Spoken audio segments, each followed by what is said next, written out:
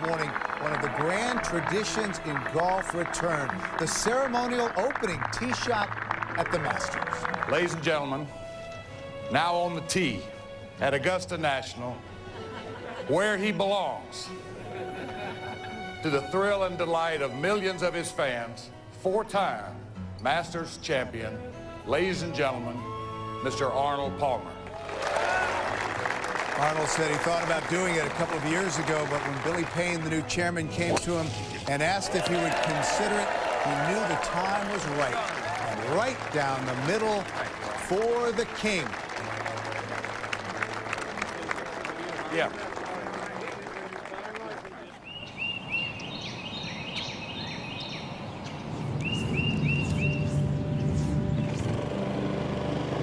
There is a timeless quality to the game of golf, but each year it begins anew. Every spring, the journey starts on storied Magnolia Lane, and everywhere there are subtle reminders of champions and of the history they've made in this magical place. You've got to see it to believe it. If there's a golf course in heaven, this has got to be it. For 3/4 of a century, it has been the threshold to a million dreams, a place where legends are made and greatness is confirmed. Arnold Palmer is the Masters champion of 1960. He has birdied the last 2 holes to catch 10th joy. Maybe. Yes, sir! When the first tee shot is struck at Augusta National, golfers everywhere reset their internal clocks, confident in Mother Nature's renewal. How's that look? Confident that their first glimpse of Amen Corner means that the calendar is turned, and another 4 days of Augusta drama and beauty is upon us. Is it his time?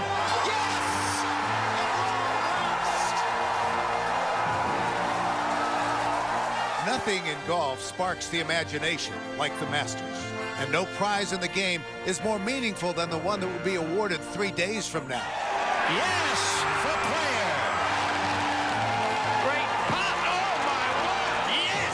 My goodness me. There it is, as grand as it gets.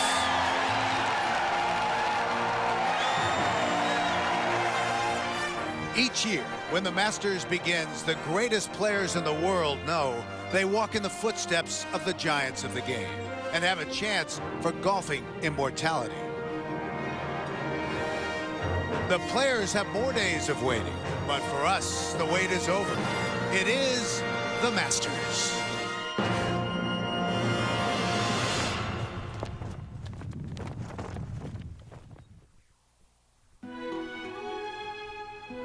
From the Augusta National Golf Club in Augusta, Georgia, USA Network proudly presents the Masters. The music and the setting that is unmistakable. The pristine fairways and greens, those majestic Georgia pines. The colors that frame one of the world's great stages. And in the breezes and vistas, you can almost feel the presence of the past, of legends who defined their greatness here on the grounds of Augusta. And every player this week who takes this stage knows what's at stake. There is a sense of history and a sense of purpose here that is unique. It was the dream and vision of Bobby Jones and Clifford Roberts that we will watch play out here in this magnificent setting over the next 4 days as the tradition is renewed and the Masters is underway.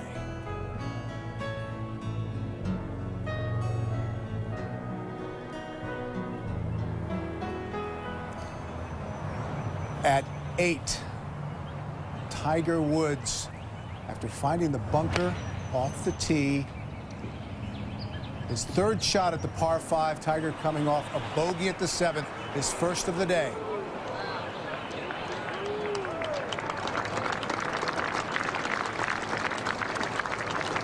Tiger will have an uphill putt for birdie to try to get that stroke back. Our leader is at the 17th, and it's Justin Rose, who had the outright lead after each of the first 2 rounds when he played here in 2004. 26-year-old Englishman.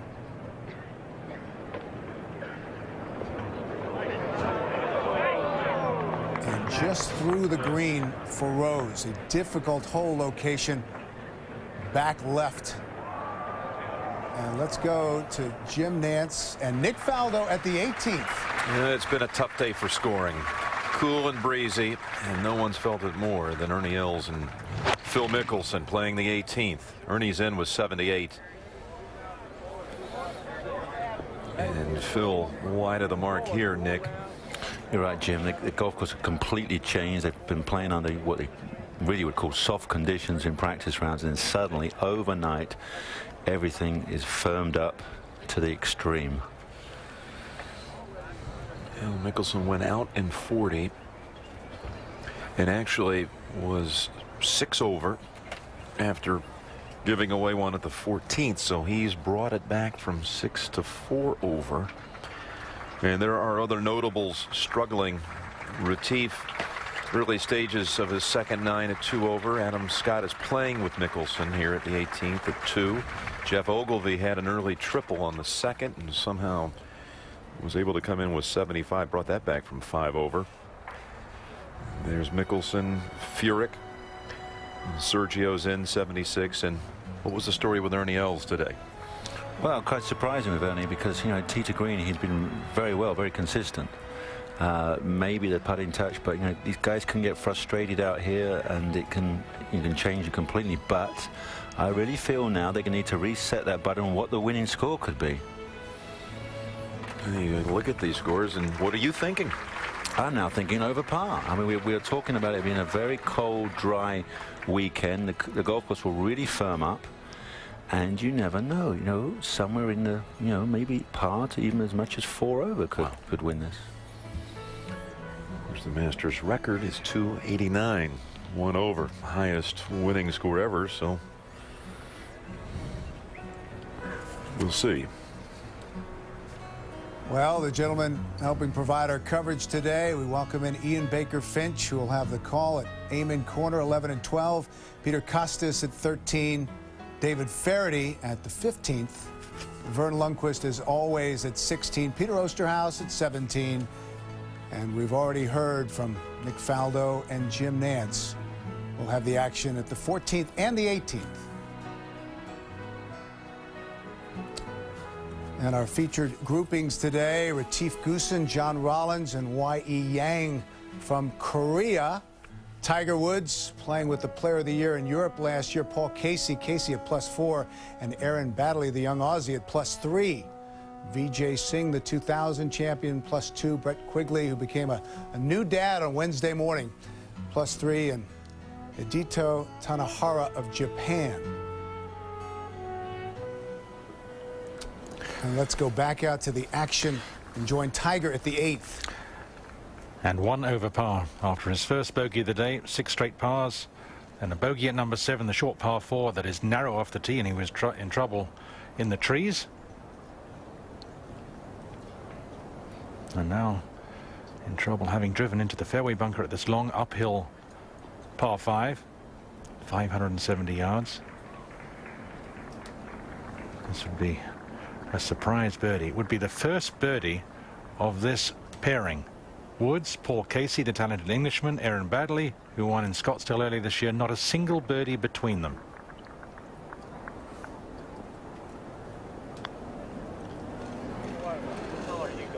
And an unbelievable misread for Tiger, who is usually so good at summing up what's in front of him. So frustrated at 1 over par, but scoring averaging over 76 for the field. So not a disaster, just not what he would like.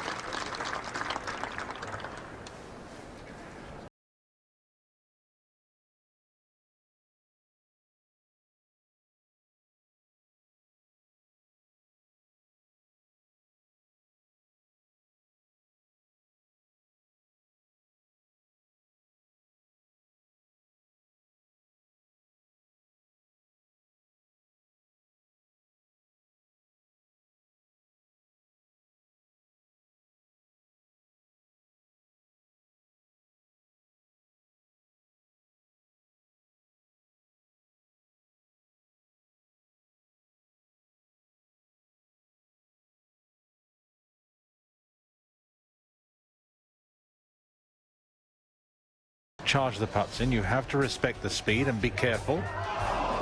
And he was disgusted with that. He thought he did a good putt. And the next hole he was in the trees and made a bogey. And a poor putt here at number 8. At 18. And Mickelson going to use the slope here as an ally. Well, you watch this. And that will come back down. Back to pin high. And leave him an uphill putt. That is good, smart thinking. He'll need that for 76. Tim Clark, you might remember, finished as the runner-up to Mickelson last year by holding a bunker shot on Sunday here at the 18th. Today he holed it from off the green right over there where we just saw Mickelson for birdie to shoot 71. And he's on the first page of the leaderboard. So the last 2 trips up this 18th, Clark hasn't had a single putt. It's all about good pictures, Jim. Let's go to 17. And the par 4 17th, pin all the way back left, and Justin Rose, beautifully played. Such a difference in the speed of the fringe and the putting surface. He decided he couldn't really chip and run it through the fringe or putt it through the fringe, deciding to lob it onto the edge of the green. Now to number 11. And the very well dressed and matching figure of Retief Goosen putting for a birdie here. A beautiful iron shot in here to the difficult 11th. Just 2 birdies so far today.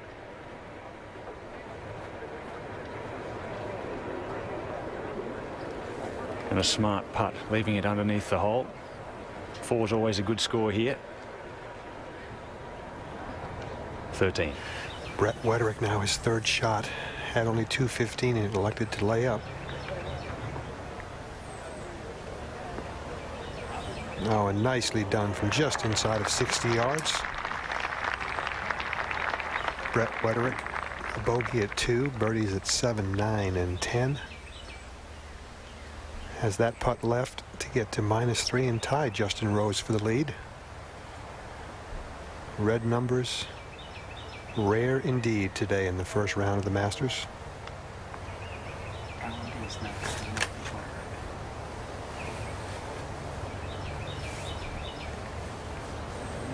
Let's go to 9. Tiger has lost his last 2 tee shots, Nick. And led the bogey at 7. In fact, they had a hole about a 10-footer at the 7th for a 5. Yeah, Jim occasionally loses his level of his head. It comes on the downswing, it comes down lower, and he gets kind of trapped. But this is very much a draw shot. You can start this on that tree you can see down the right-hand side of your picture and hit a little turning draw.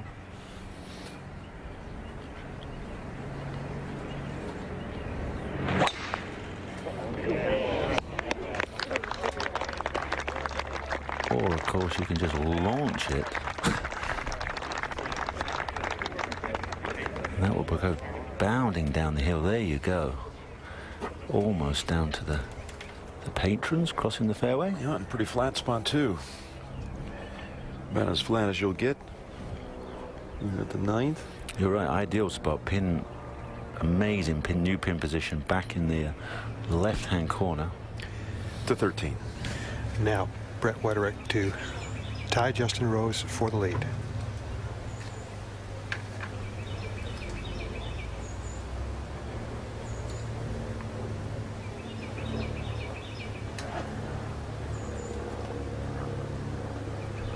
Oh, nicely read, nicely stroked.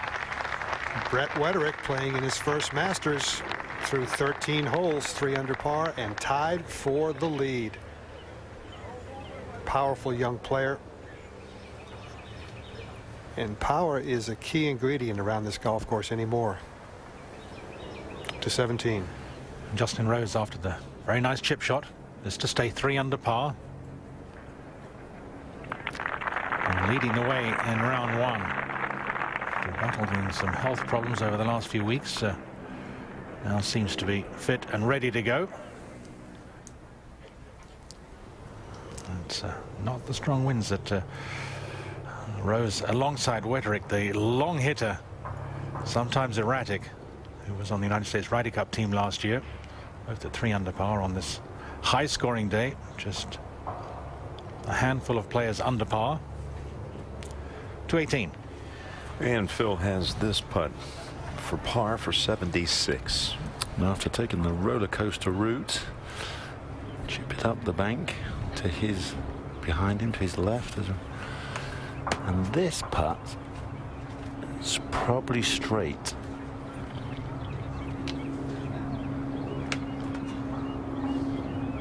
There you go. He matches his highest round ever at Augusta back 10 years ago.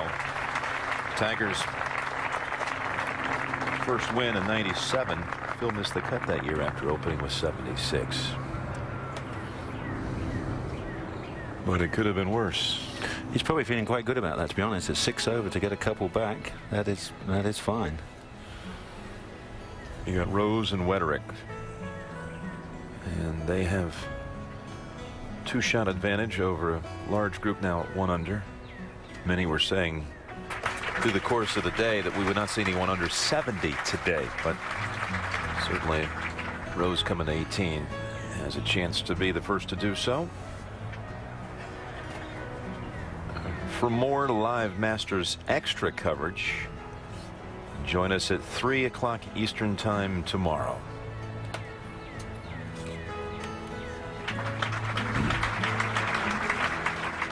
The Masters on USA is sponsored by ExxonMobil, taking on the world's toughest energy challenges. By the new AT&T, your world delivered. And by IBM, what makes you special? Welcome to the opening round of the 2007 Masters Tournament. Augusta National Golf Club, with the full support of our 3 television sponsors, ExxonMobil, IBM, and AT&T, as well as that of USA Network and its affiliates, is pleased to tell you that we will continue our tradition of minimal commercial interruptions by bringing you 56 minutes out of every hour of golf action. Thank you for watching, and we hope you enjoy the Masters.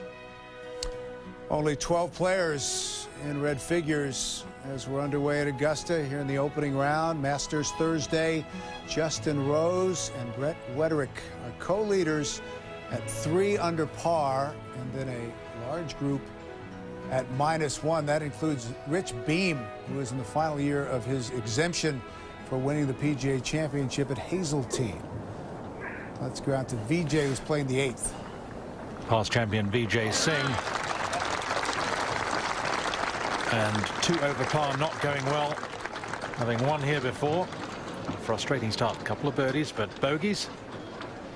Congratulations, Brett. His statistics entering the Masters the last couple of years. This year, 2 wins, 3 top 10s. He had a great win at Arnold Palmer's tournament at Bay Hill just a few weeks ago. As we go to number 9. And you had a glimpse of that new hole location. What does it demand of you, Nick? Well, I said new, Jim, but I've been here for 30 years. I think they've put it up there for the last couple of years, but it's amazing. They remodeled the back corner there, and Tiger's tried to run it up there. You can't risk going long. Leaves it below the ridge, but that's, you know, a safe shot. You would have liked something a little bit better.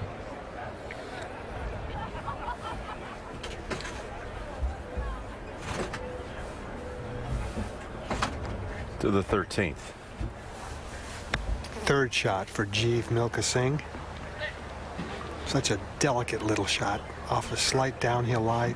Difficult to get the right yardage.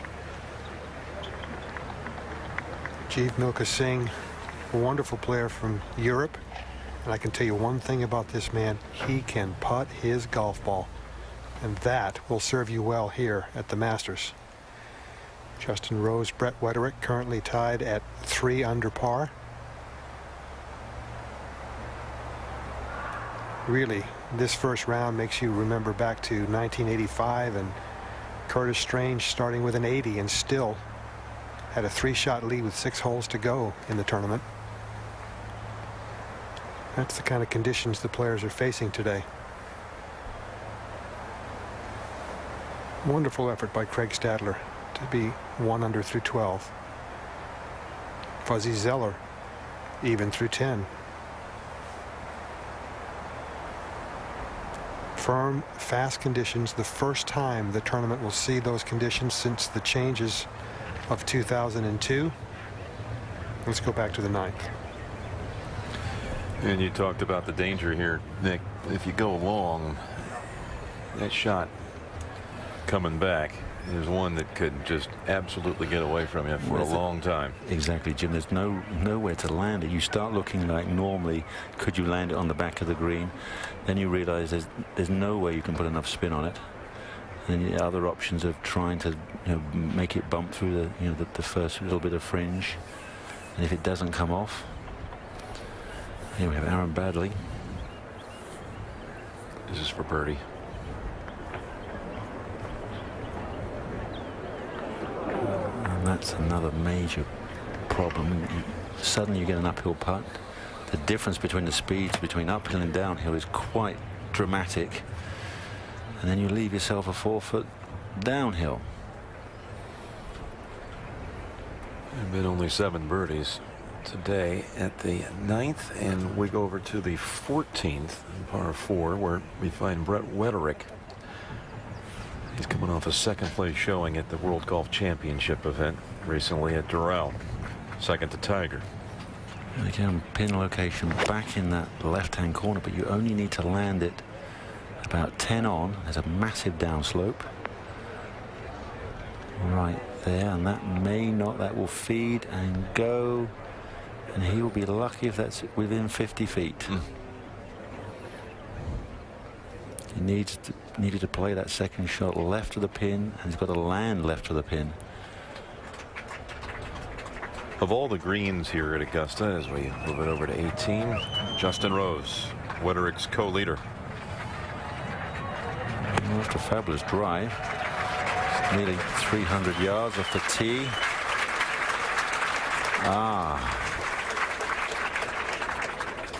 Comes up short in the bunker. And we're back over at 9 with Paul Casey. Of all the greens here, which one did you find always confused you the most? You're right, 14 is quite an amazing one. That pin on that right-hand corner. There's so many varieties there. It's quite unbelievable. And it's even very difficult to chip onto it from a yard. It can be a yard off the green. You can chip on it, can go back to your feet, can run off the right-hand side. Anyway, we're back at 9. Paul Casey. Hard right to left putt.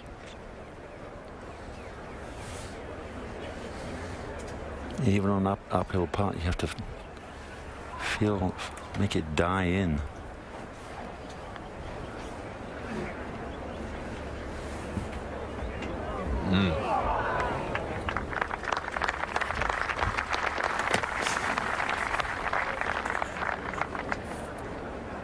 Casey finished 6th here in his first Masters in 2004. Was back the next year, miscut. Was not in the field last year.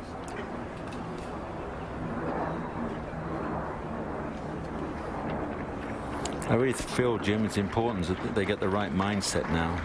This is not going to be won at 10 under par. Now Tiger for birdie.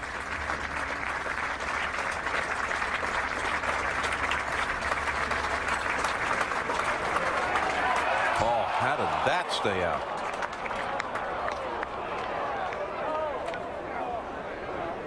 And the golfing gods have decided to test every single one of them.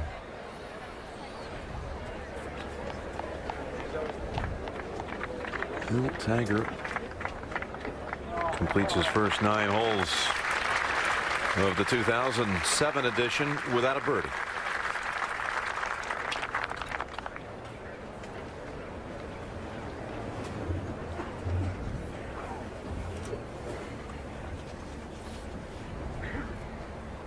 I thought it was in, and he had the arm raised. It'd be kidding me. So 37, first 9 for Tiger. And Justin Rose is at the 18th. Shares the lead with Brett Wetterich.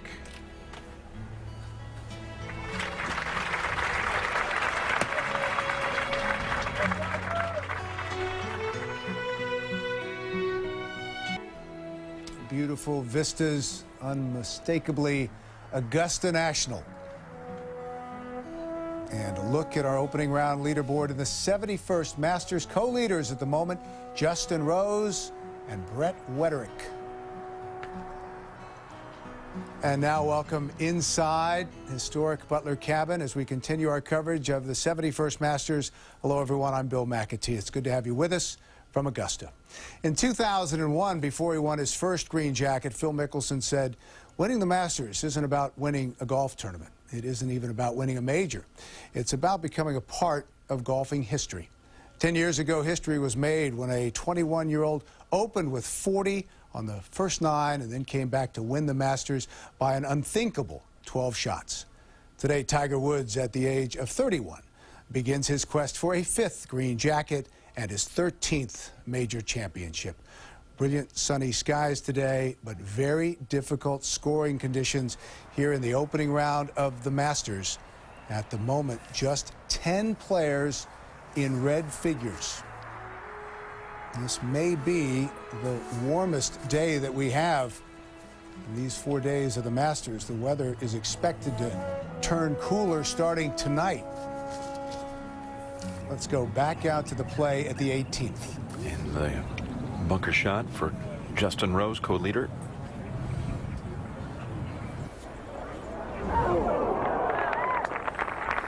Very well played, but will leave very difficult downhill left to right 6-footer. And the man that's running with him side by side at the moment, Wetterich, over at 14. Well, did well, Jim. He didn't roll too far, but that is a unforced error. Got lost as a ridge, probably about 20 feet in front of him, and completely misjudged that. It's quite frightening when the caddies describe some putts as slow here, because nothing feels like slow, but you certainly have to get aggressive. You have to have a very aggressive, positive stroke, even though they are lightning quick. And then back here at 18, Rose with this putt for a round of 69. And Nick, it's been a difficult year here early in this year for Justin, with back injuries that really blocked him from playing at all in the Florida swing. His last appearance over here in the States, or anywhere for that matter, was in the match play. Finished lost in the quarterfinals there. Well, it's been a positive turnaround for him, Jim. He won in Australia end of last year.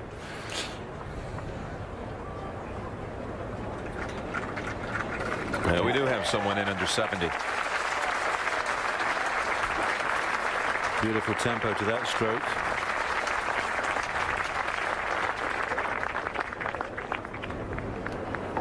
The year that Phil won his first green jacket, 2004, Justin was a leader up to the first round and also after 36 holes. Opened with 67-71. And again led going into the weekend, then shot 81 in round 3.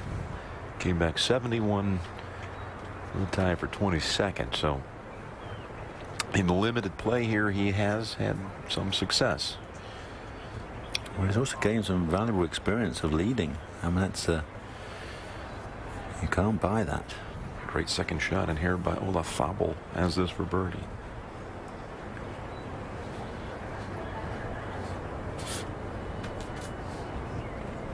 And that's good for 74.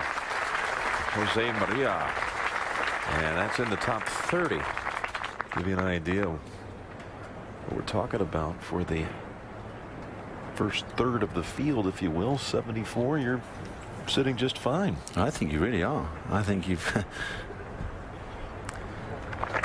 and Charles Howell the third has had fantastic year to this point. That's a par for 75.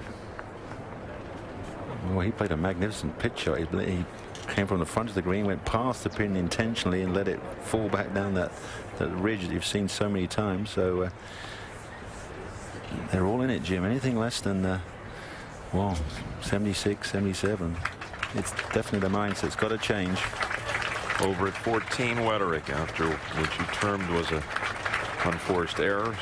Perhaps he can recover from that, save it with this putt for par.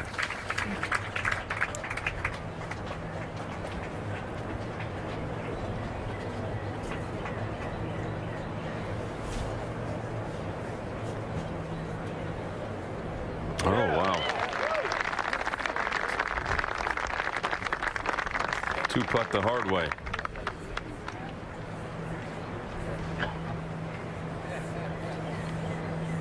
Now back over at the 10th.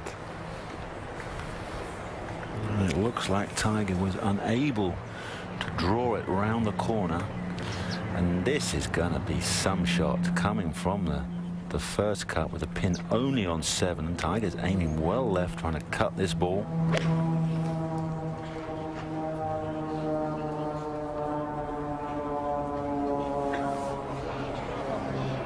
And as you saw, played a great shot, landed within 10 feet of the hole, and he's now going to be putting from pretty close to 60 feet.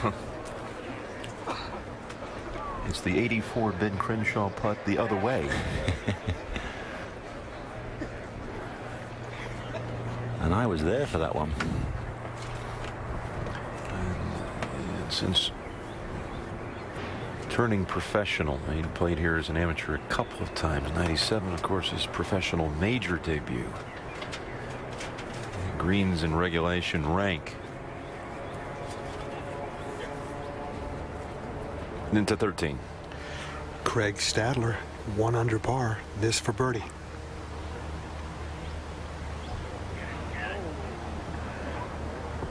Didn't hit a particularly good pitch for his third shot. Was a little disappointed with it, but walks away with a 5. Still under par. That's good. Let's go back to 9. That's PJ. Better slow down. Well, that's a quick one coming back. But Jim, it's one of the things you have to really accept with Augusta. A good putt, a very good putt, will finish 4 feet from the hole. You know, a slightly off putt with the speed will go 6 to 8 feet. So you have to accept that, and you have to obviously be brilliant from 10 feet and in. That's an absolute must if you want to be at the top of the leaderboard by the end of the week. Do you think the morning or afternoon had the better of it today? It was pretty much consistent. What do you think? I think should think fractionally better the morning. I'm sure as it's drying out, it's getting firmer. Now at 14, Jeev Milka Singh. And you watch this one go. This will fall off the right hand. Well, maybe not. You know, he made the turn after 33, and he was the leader by 1. This is his Masters debut. 35-year-old from India, first player from India to compete in the Masters, and he's in red figures. For live Masters play-by-play coverage tomorrow, go to masters.org and CBS Sports Line for Amen Corner Live beginning at 10:15 a.m. and Masters Extra at 3 o'clock. Rose in with a round of 69. Wetterich heading to the par 5 15th, also at -3.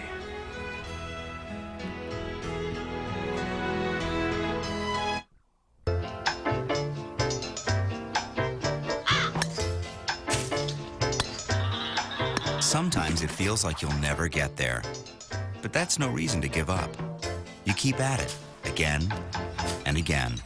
That's why ExxonMobil spent years developing efficient ways to transport more clean-burning natural gas to more people in more places around the world. It wasn't easy, but then nothing worth doing ever is. ExxonMobil.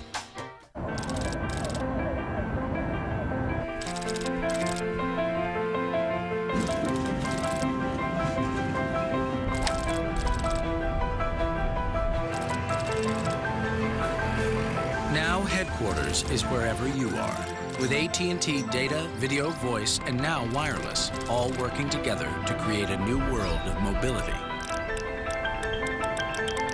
Welcome to the new AT&T, your world delivered. We're back at Augusta National, and it's a cool day here by Augusta spring standards, 65 degrees, but it is expected to be the warmest day of the week. And we might be playing this tournament on Saturday and Sunday in the 50s. You saw VJ over at the 9th. He made the putt coming back for a par to go out in 37. There he is, David Toms and Luke Donald. Glover and Verplank. Scott Verplank, and he was one of the first out today, 73. And we go to the 10th. And Tiger going to get the benefit of a little read here first, Nick. Well, I think that's quite significant because this would be a little bit scary. You can see where Paul Casey is looking, somewhere about 12, 15 feet left of the pin. You've got to find your apex somewhere out there. Greens are such a beautiful, consistent color. It's very difficult to find a mark to aim for. Back of the 10th green to the front. It's deceiving, isn't it? What is the speed here? How do you play? It's fast.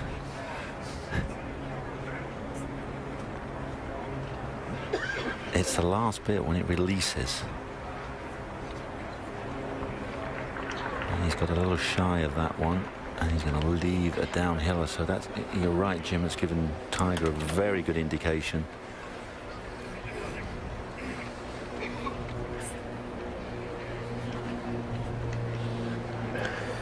You mentioned the Crenshaw putt in '84, and you were there, you say, huh? I was standing on the green. Right, I played with Ben in that last round, and that for me was really gave me a massive message that you have to be a brilliant putter to win at Augusta. And not only that one on 10 he made, but the one for me he made on 14. Oh yes, the downhill one for a par was unbelievable. Anyway, let's go to 14 for a moment. Third shot for Jeev Milka Singh. Got an interesting little move in his short game. Yeah, he kind of gets a little bit laid off and then has to add a little bit more wrist action to get the club back. And you can see testing the player's visualization.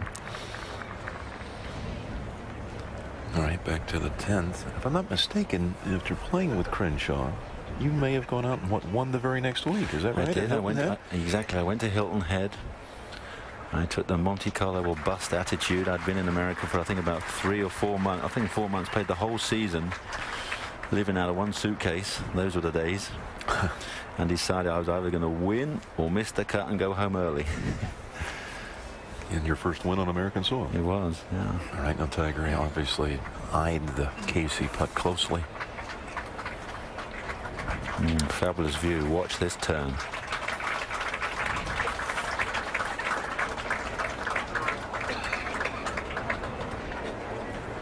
And Tiger surprisingly has copied him to the inch. Wow. Couldn't tell who's away. Probably Tiger. This time he'll give Casey a read. Then first round results.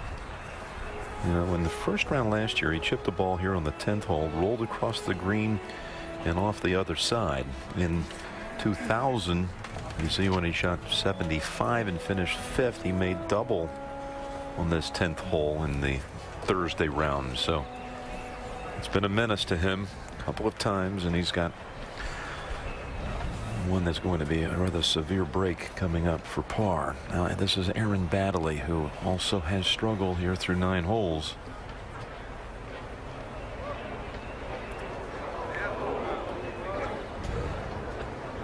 May have kept his turn. Well, as I said, a good putt. It's very important, though, to when you look at the putts, you've got to not be negative. You've got to think, if I'm going to miss this, where do I leave it? And obviously uphill makes sense because you're going to have these all week. So you're obviously going to got to make life easier on your emotions for the week.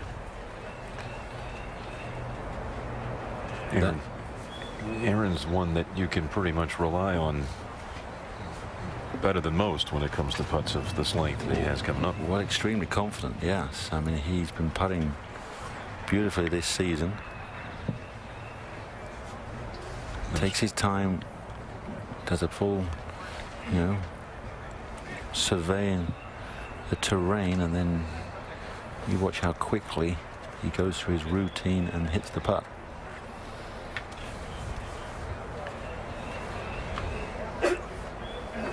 He's no stranger to playing with Tiger here at Augusta. I mentioned that 2000 year when Tiger opened with 75 with a double at the 10th. He was playing back that day with Aaron. It was Aaron's first competitive round at Augusta, and he shot 77, and he's moving quickly. Yeah, this is when the players, that was a very poor effort. You've got to just stay with it. Saw Tiger for a split second and having problems with the pollen in his eyes. How about this? This entire group now. And obviously no birdie coming here at 10 now. So through 30 holes, if you will, no birdies. And not looking good through 11 either. No, there's not a whole lot there. That is playing the longest 4 on the golf course. And this one is very difficult to describe to people how softly you have to hit these putts. But you've got to keep the putter moving square through the ball. How often would you stand over a putt like this and say, I need this for par, but if I do something crazy here, I could 3-putt and make double? Well, you do. Unfortunately, with stroke play, yes, you do. You have to think. You have to make the decision what pace you're going to hit the ball in.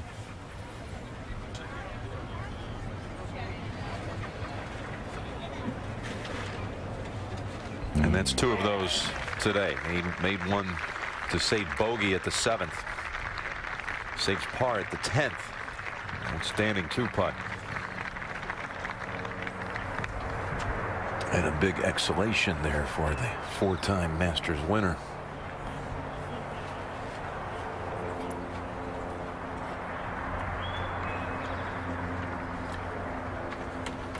Casey's got to come try that same putt.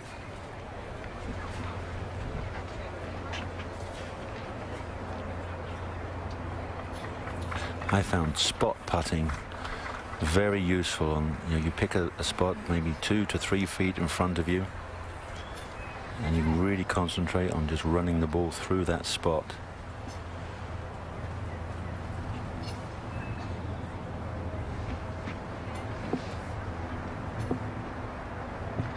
That was a real. You can see how he held the face open, didn't get the roll, ball bobbled.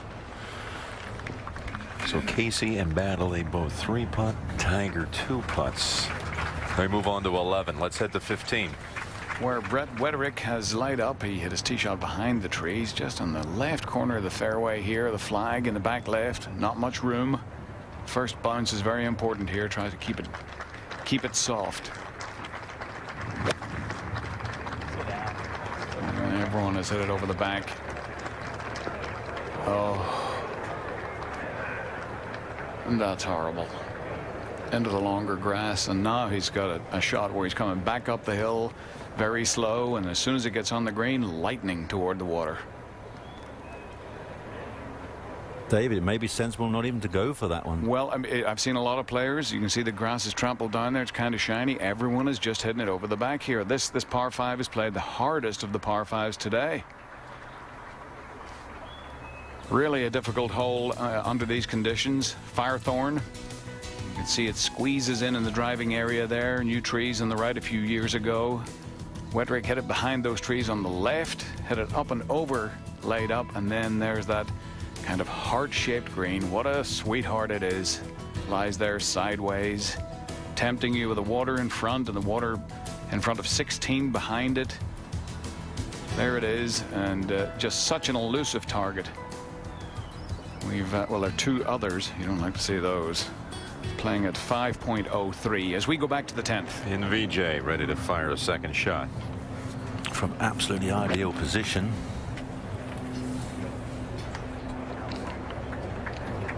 He's leaning back. Yeah, he wanted it to get up. That is Augusta, where you've done your bit off the tee. You feel it's an opportunity, but you still have to be so smart and make the decision where you want to miss the ball. To 11. Tiger finds his way here to the longest par 4 on the course, 505 yards. The 11th hole named White Dogwood.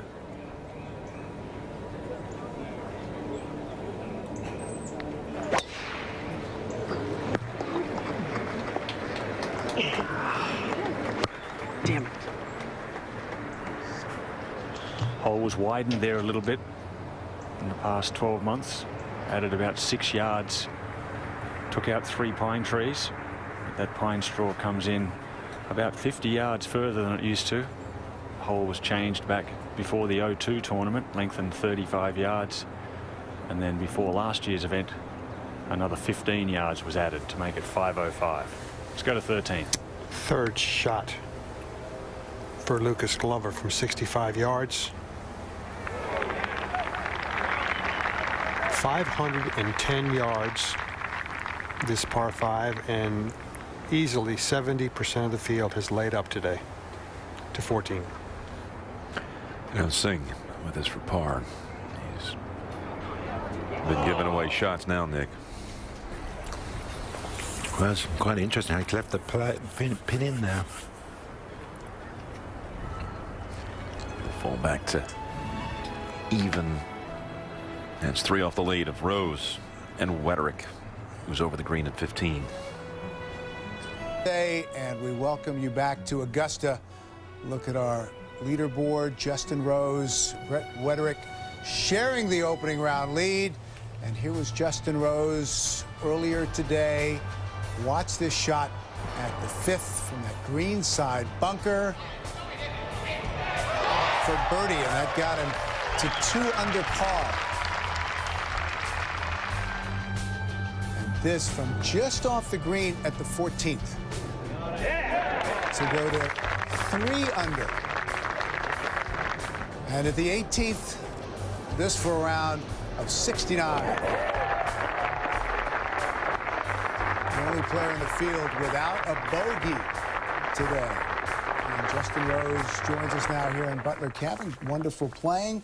We have you with 5 greens, but only 20 putts. Does that sound about right? Yeah, that surprised me when I came in, and well, it didn't surprise me. I mean, the reason why I played so well today was my short game. You know, my touch was amazing out there today, and that's something I've been working hard on coming into the tournament, and it certainly paid off. You've been battling a bad back, so you didn't get a chance to play competitively for 6 weeks. What were your expectations coming into Augusta? I guess it was, you know, twofold, really. I knew I was playing well. I knew that I've had a decent start to the season. I feel very confident with my game.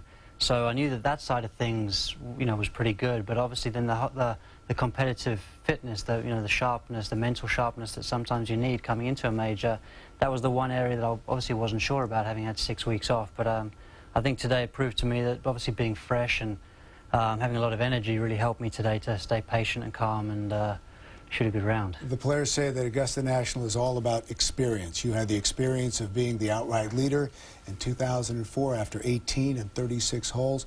What did you learn from that experience that might serve you this year? I think I learned that obviously that 1 day, 2 days is so far away from winning the golf tournament that you've really got to stay really in the moment, in the present. I really learned that this golf course demands respect. If you feel like you don't get off to a great start as I did in the 3rd round last year, I chased my score a little bit. I chased the round and therefore started taking on shots that maybe I shouldn't have, and that's where this course is really subtle and really tricky. So I learned how much you got to respect the golf course. Well, great playing today, and thanks so much for coming in. Pleasure. And being with us. 69 for Justin Rose, and take a look at the numbers on the screen. Only 5 greens in regulation, but 20 putts, and that'll help your score. 69 for Justin Rose. And let's send you out to the play now at the 15th. Where a moment ago, Brett Wetterich, the low bump and run, judges the slow, judges the fast, and that is a fabulous shot from there. And now live, this to save par. A man whose swing has been criticized. Doesn't have 2 lines pointing in the same direction. Oh, look at the fast lip out there. That's not dead either. That's probably half as far away again. But he's got some heart. Won at the Nelson last year. We can see this. Just picks up speed right there. That's the little turbo lip out and goes on down the slope. And we've had some players with unusual swings, Nick Faldo, that have done very well over the years. Ray Floyd just come through here. Fuzzy Zeller, Hubert Green. How about Trevino? Oh, I agree, David. But I find it's very fascinating, this back of 15. I intentionally, before my first win, cultivated a special shot for this hole to play a little bump and run. You know, really lean forward to get this. You've got to get the first bounce to skip forward. If it digs in, it'll never make the surface or release how you intend. Well, that's a bogey 6. At this, which is a reachable par 5 for Brett Wetterich, but at -2, he's in great shape as he heads to the 16th tee. To the 10th. And VJ. Very similar. I've seen this before, and that wasn't high enough each. That coming up for a bogey. 13. Well, Lucas Glover makes birdie, gets one of the 2 shots that he lost back at 11 with his double bogey, and gets himself back to even par, to 10. And VJ to +2 with 2 wins already to his credit this season.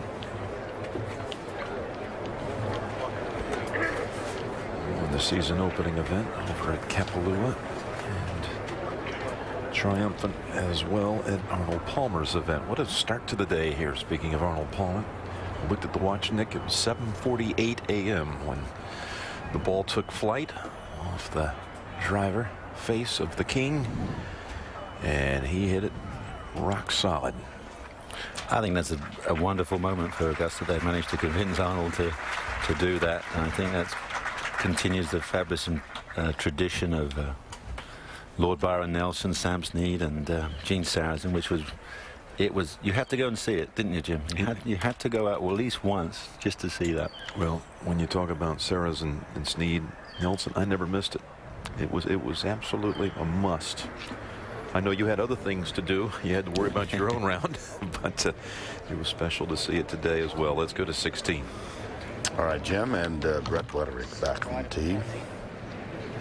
Bogeys at 2 of the 4 par 5s. Okay. All right. Bogey the 2nd. And you saw he's just off the bogey at 15. Countered by 4 birdies today at the 7th, the 9th, the 10th, and the par 5 13th. And what had been a slight breeze has disappeared. Absolute calm.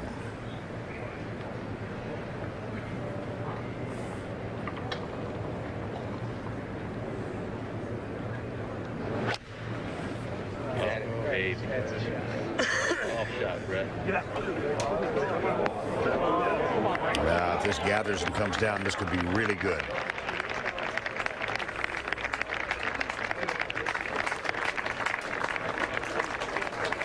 He'll leave himself about 20 feet. Uphill putt. Almost looks like Sunday at Augusta, doesn't it, with this hole placement? 211. Tiger Woods now, second shot. Pesky varmint there, just bothering Tiger as he plays his second here from the pine straw. The pine straw is not a bad spot down there. It's dry. You just have to make sure you get solid footing. But you can always make good, clean contact with the ball. Firm base. Has to aim this at the pond on the left and fade it around that last pine tree. Likes it.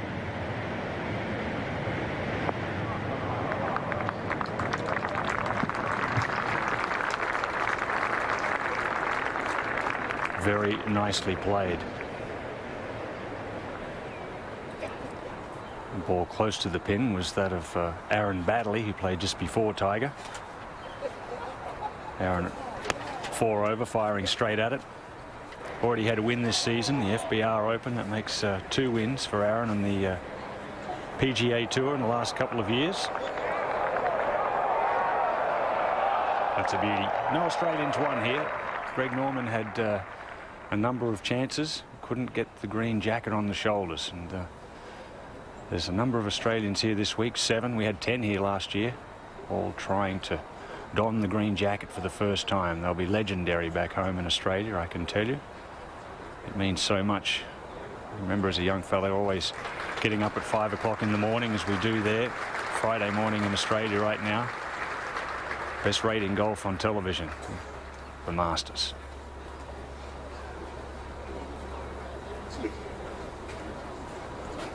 And no more exciting trio of holes than these three here at Amen Corner, 11, 12 and 13. Just a beautiful stretch. There's the 12th green, the hole named Golden Bell, quite possibly the most famous par 3 in all of golf. And ahead to 13, that's the final of the three in Amen Corner. And it all starts back here. 505 yards of par 4. A narrow driving fairway now. It used to be a lot wider, almost half as wide now. Nick, remember the days when you could really just blast one down over the hill there and hit a mid-iron to a short iron in? Those days are gone. Very much, Ian. I have to say, Ian, you were very calm on Tiger's shot where he was aiming. I thought that was an incredible shot to take that on. He was far enough down and the lie was quite nice, Nick. It was really just a matter of making sure you held the club face open. All those hundreds of balls on the range, I guess. It might be tens of thousands in Tiger's case. I agree. He's a sun up to sun down practicer. Not many guys work harder. We talk about Vijay Singh and his practice regimen. I can tell you that Tiger Woods prepares as well as anyone ever has before he comes out here to test his skills. Here last Sunday, getting here early.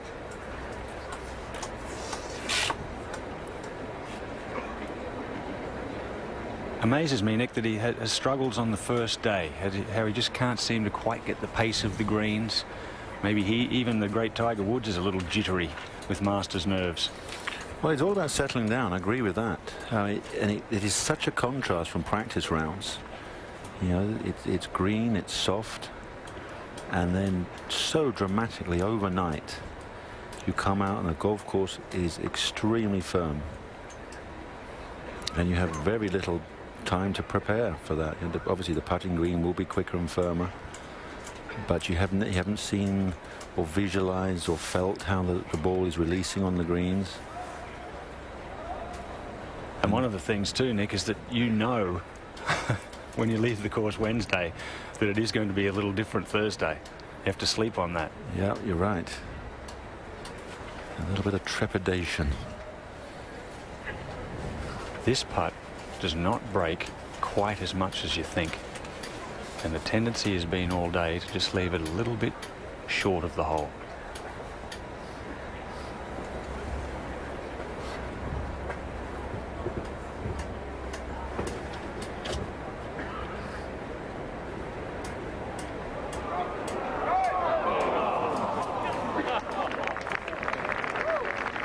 A par 4 at 11 for Tiger Woods, and it's always a good score. The hardest hole on the golf course today. 3 of the last 4 years, the toughest hole on the course. Last year's second toughest hole on the entire PGA Tour. So the 11th is earning an extremely difficult reputation.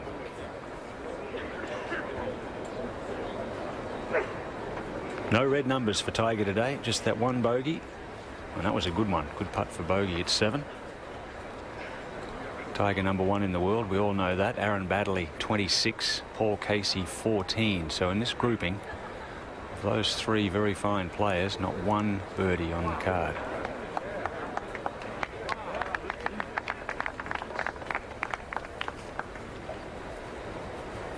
Beautiful picture. I've got the best seat in the house, I can tell you. That's my view.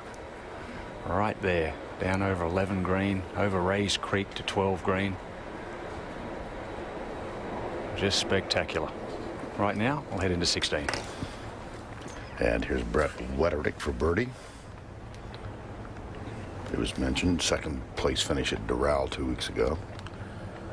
And at the age of 33, first appearance at the Masters for a share of the lead.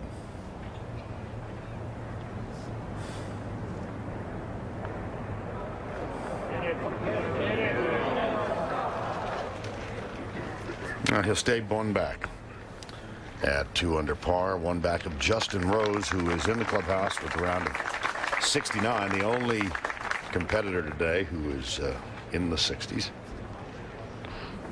Wetterich from qualifying school to the Ryder Cup.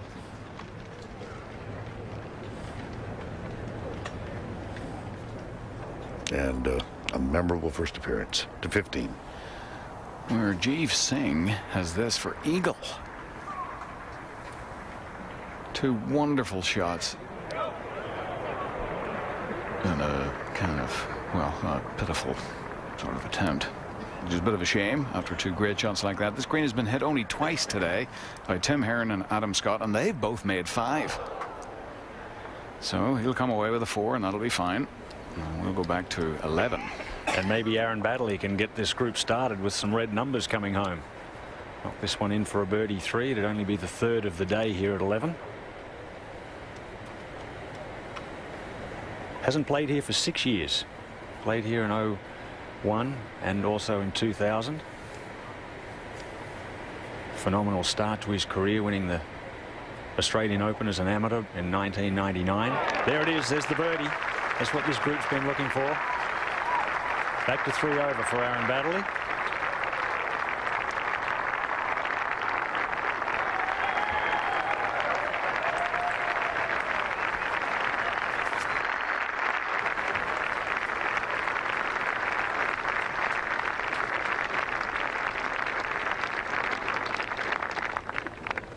Aaron Baddeley, of course, played with Tiger Woods in his first Masters, and relishing that opportunity again today. 15. And Singh taps in to get back into the red figures. 1 under par. Boy, it has been a tough day out on the golf course.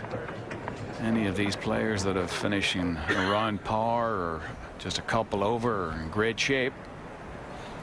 To 17. Uphill tee shot, 440 yards straight away, par 4 17th. Very narrow fairway. Used to be very, very wide. Now barely 25 yards wide. And controlling the second shot from the second cut can be tricky. Let's have a look at the 17th, called Nandina. And perhaps most famous for the Eisenhower tree down the left-hand side, the loblolly pine, about 70 feet high. President Eisenhower was a member of the club. He lobbied to have it chopped down, but he wasn't listened to. And then the tricky green. If you do find the fairway, judge that second shot well, because whether the pin's back left as it is today or tucked behind the bunker or back right, you have to get the distance just right. And now we look at the stats. Only 5 birdies today, averaging over par. Second toughest hole on the course last year. That's just it's been stretched to 440. It used to be right around 400 yards and was thought of as too easy a hole for, in fact, Jack Nicklaus spoke out and thought it was too easy for a penultimate hole. As we now go to 16. And back on the tee, Mickelson. Take a look at the leaderboard. The lead held by Justin Rose. Applause from patrons at 15 causes Singh to back off.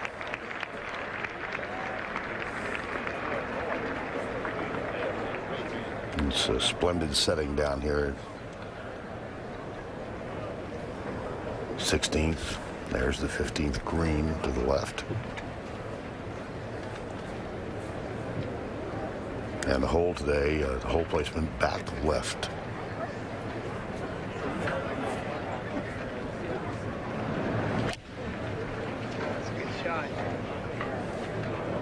Deep.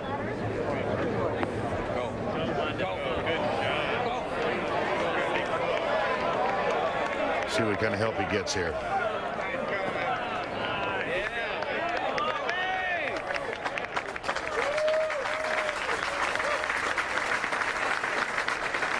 That's going to be an almost straight uphill putt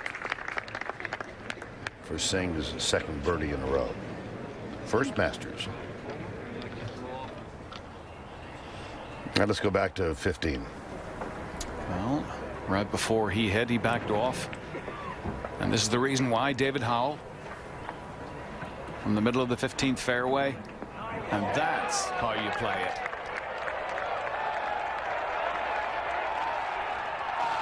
that close to the double eagle. Just carries the lake, takes the slope, takes the speed off it, and boy, a few of those would, I tell you, that shorten your mental career, that's for sure. He was nervous in the air. We go to 11. VJ second.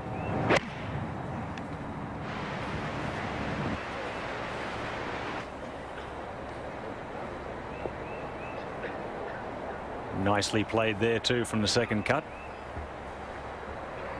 And that would have been all he wanted, just in the front half of the green, leave himself an uphill putt. VJ playing behind the Woods grouping, and just a couple over par. Not too bad today. The highlight reel would be a short one today, Nick. It's not many great shots have been played, and a lot of trouble with the greens. I think his first bounce, Ian, is what's scaring the players already. We've seen plenty of good shots coming in the first bounce. You can hear the ball land, and anyway, here we are, Tiger on his wonderful par 3. 8 iron for Tiger.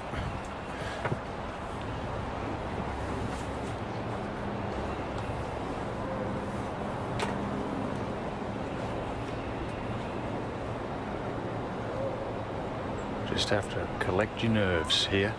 Take a deep breath.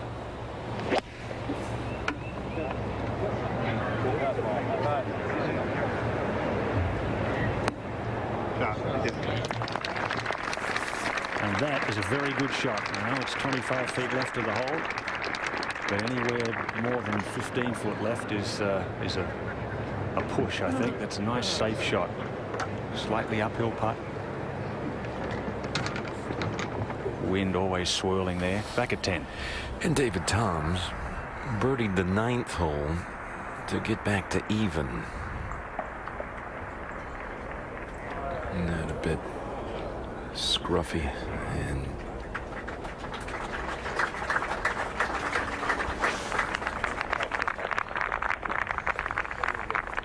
I think he thought he could make a nice run at that one. Didn't quite roll. For more live Masters play-by-play coverage tomorrow, go to masters.org and CBS Sportsline for Amen Corner Live, beginning at 10:15 in the morning, and Masters Extra at 3 p.m. Justin Rose, he's the leader here in the first round, just as he was back in 2004.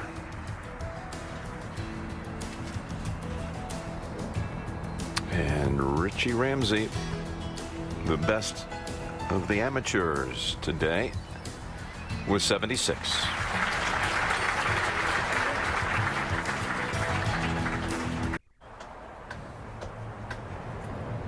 We're back at the 17th, and Brett Wetterich, a long drive, just 127 yards for his second shot. But from the second cut, can he control the spin, control the distance? Well, it wasn't the most accurate of shots with a short iron, but it gets a good result, good bounce, and an excellent chance for a birdie.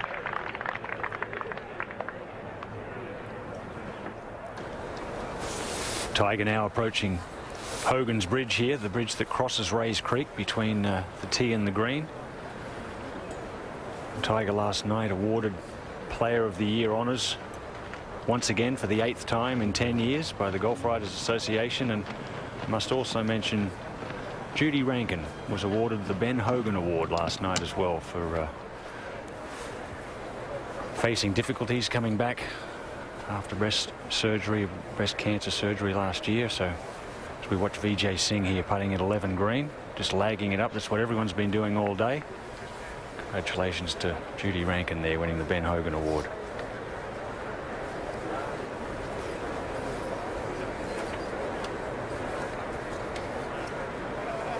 Just across Rays Creek there is the 12th green. Players always watching as they're waiting to putt at 11, waiting to see what's going on at 12, trying to figure out what happens with the wind. And Aaron Baddeley's flowing it back over the back left bunker here. This is where Greg Norman lost his ball a few years back. Hit it in the pine straw there. Aaron trying to get down to it. Trying to get a stance. It's difficult. It's a very steep bank there behind that left bunker.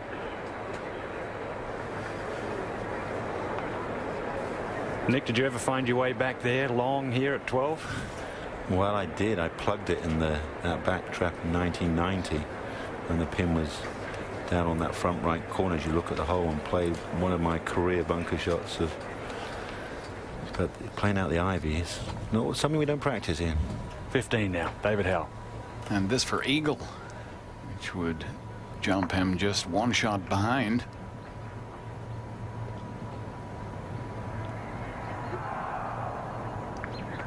Beautifully done. So David Howell's having such a great year. A shot back of fellow Englishman Justin Rose now, with 3 holes to play in the first round of the Masters. Nick, as you said, as we go back to 12, very hard to play this shot. You don't practice it very often, and that's really all he could do. Just make contact, get it in the bunker, hopefully up and down it for a bogey 4. Found a decent lie. That's always all you can hope for in the bunkers. Find a good lie, and then it's up to you. Anything can happen at this hole. We've seen it so many times. I tell you, Tom Weiskopf can attest to it, because back in 1980 he made a 13 on this hole, highest score in Masters history. Back at 15. And this was earlier. Look who's got a putt for eagle.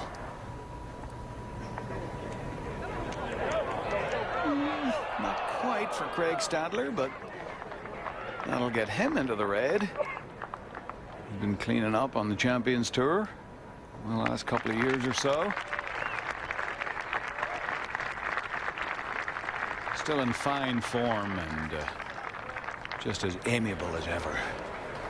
Back at 11. And VJ left himself some work here, about 5 feet up the hill for his par. And a 3-putt bogey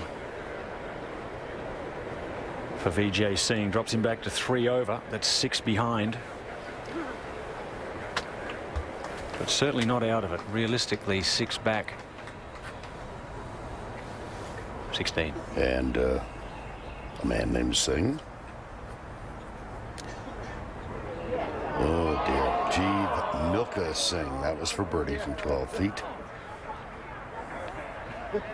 So he'll unhappily settle for a 3.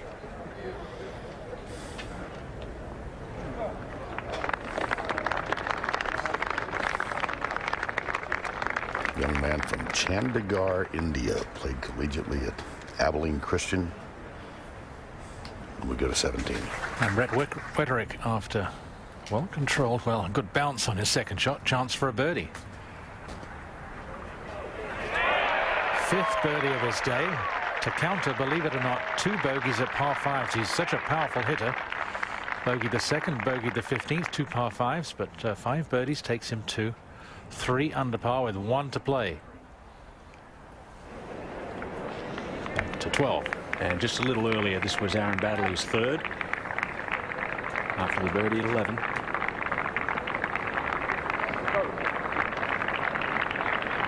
Lovely touch. Treacherous bunker shots from behind the green here. Tiger now live, 30 foot for birdie. Big swing from left to right as it gets to the hole. It picks up speed and really dives off towards the water.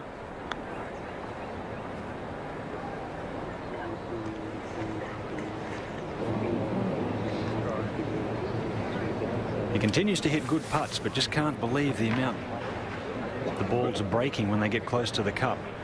He's missed a lot of putts just on that bottom side. That's not a bad place to leave your par putt. A couple of feet under the hole. Green's in great condition. Years and years ago, this green used to suffer because of the light, and it was always cool back there in that corner. Didn't get a lot of sun, but they've really worked it out there and put lights up in the trees. 11 from 12 greens in regulation today for Tiger Woods. 24 putts in total. That's 4 more than Justin Rose had in his entire round. Tiger will rush back to 13. A lot of players rush back to the 13th tee here, leave the 12th green early. And that's what it looks like. Justin Rose and Brett Wetterich at 3 under par here in the opening round of the 71st Masters. David Howell, a couple under par, a few at 1 under. Number with 71s today. We've had 5 71s. Mickelson playing in just his first Masters, also in red figures. Davis Love, wouldn't that be a great story if he could come through and put the green jacket on in his early 40s? He's had a couple of seconds here and would be a hero if he could win. Fuzzy Zeller, he's got his green jacket back in 79 in his first start. Retief Goosen, a second and a couple of thirds here. Can he do it this year? Ollie also with 2 green jackets. Todd Hamilton, no green jackets, but a claret jug, a 74 for him today. And we'll head to 18. And Brett Wetterich, after birdie at 17. Panning back, Jim. That's nearly 2 paces short of 300 yards to the bunkers on the left now. What would you think standing on that tee at 18, first day, when it's the narrowest drive, overhanging pines and branches. A lovely target to aim at if you know you can hit a power fade. Beautifully done. Yes, indeed.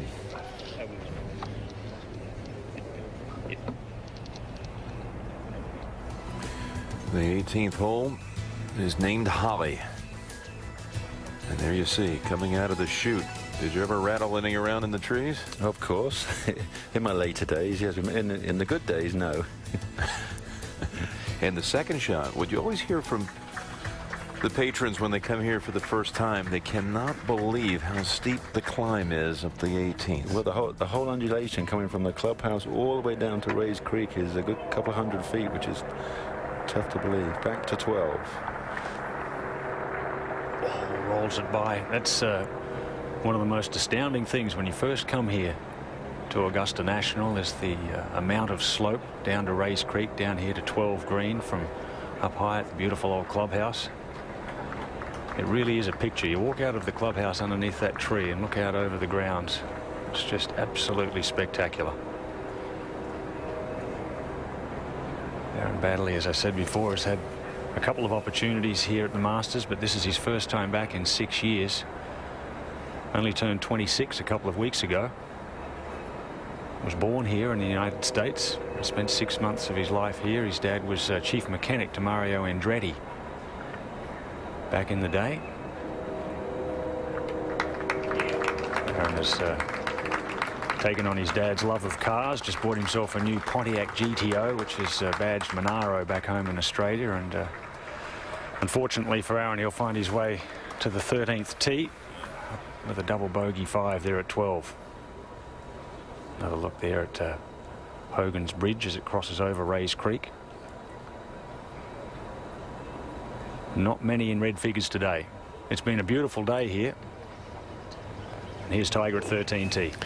And electing to go with the fairway metal, much easier to turn this over, and that's what you need to do. Take it at there's a big pine tree right straight down the middle of the fairway. Just take it at that and turn it over.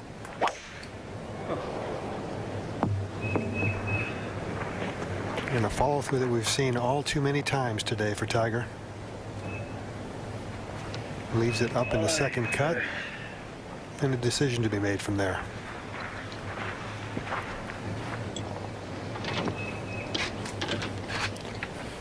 Back to 12. And Vijay Singh is back there. He's been waiting, watching. One thing I always notice here, these players look over at the flag at 11 just to see what the breeze is doing. 8 iron also for Vijay, same as Tiger.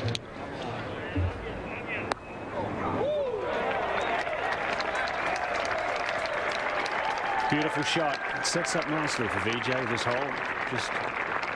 Just looks like you need to fade a little shot in there. It's only an 8 iron for Vijay. Remember the days when it was a nice little cut 6 into that back right pin. 16. David Howell off the eagle at 15. It's a tee shot on the par 3, less than he'd hoped. So he's left himself a good 55 feet. Now, with a couple of top 20 finishes in his 2 previous appearances here, 05, 06.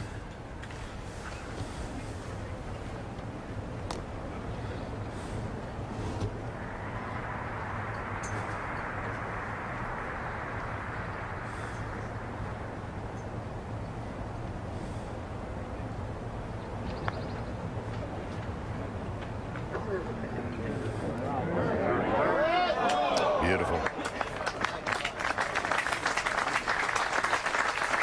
He'll go to 17, still one back of the lead that's shared by Justin Rose and Brett Wetterich.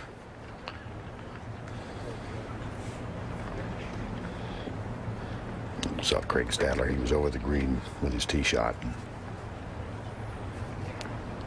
Chipped back to about 25 feet below the hole. 1982 champion. 1 under. Trying to stay there.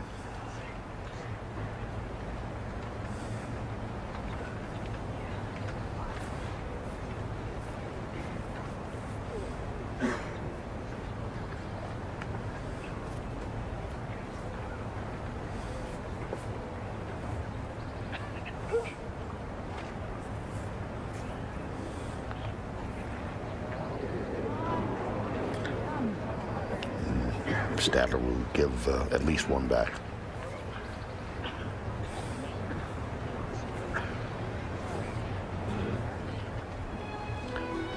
We're late in the first round of the 71st Masters in 2007. Justin Rose, Brett Wetterich tied at the top at 3 under par.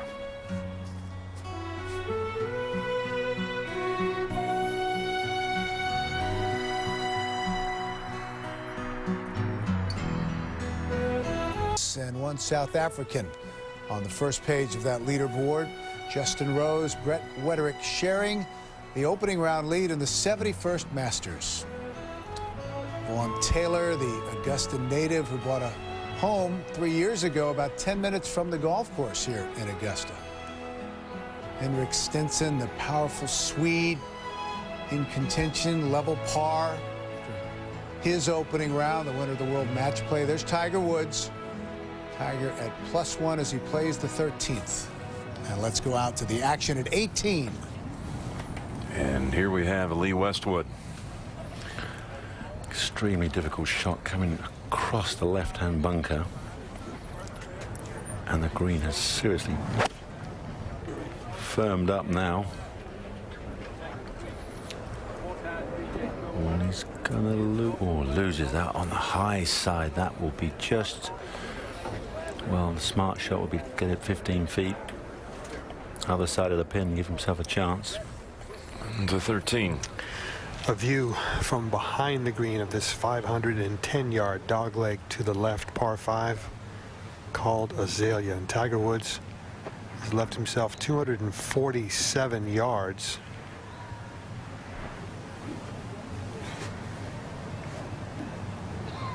The safest layup is well out to the right to give yourself a little bit of angle to this middle left hole location today.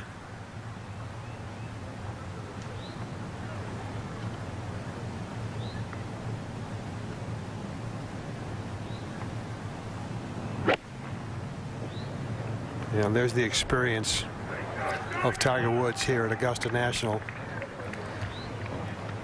A lot of players have elected to try and run it down in that little neck all the way to the player's left edge of the fairway and have been left with a very difficult little pitch.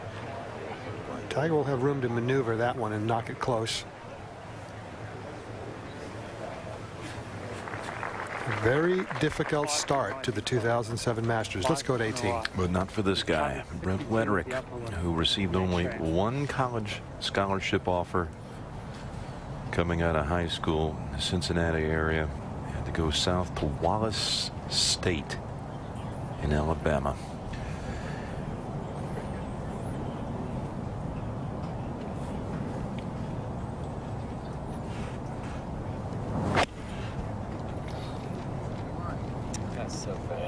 on. You can see how he gets stuck. Club face is so shut. He's got to clear the body, and if he doesn't do that, there's no way of getting the club to rotate back into square. So he's left himself. Well, he's going to have to make I feel, a good putt from that side. If he gets it within 10 feet right of the, past the pin, it's the only way to make a 4. Let's go to 11. David Toms putting for birdie here. This would get him into red figures. All three players hit good shots in here with birdie opportunities. And David Toms has missed the cut here the last 3 years. Maybe he can get a 40 regular green jacket on his shoulders as we go to 12 and VJ for birdie.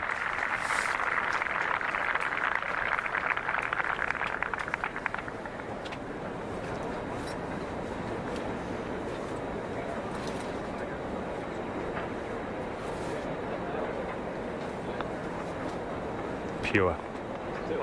Look at that surface. This is late in the day. The green in the shade. Absolutely beautiful. Condition of the course is as best I've ever seen it. Just superintendent said it's been a great year for grass, but it's more than just that.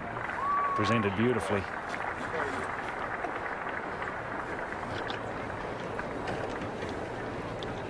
DJ just taking his time there, perhaps smelling the flowers on the way back to 13T. And the last group of the day on the 12th tee. Trevor Immelman, Camilo Villegas and David Toms.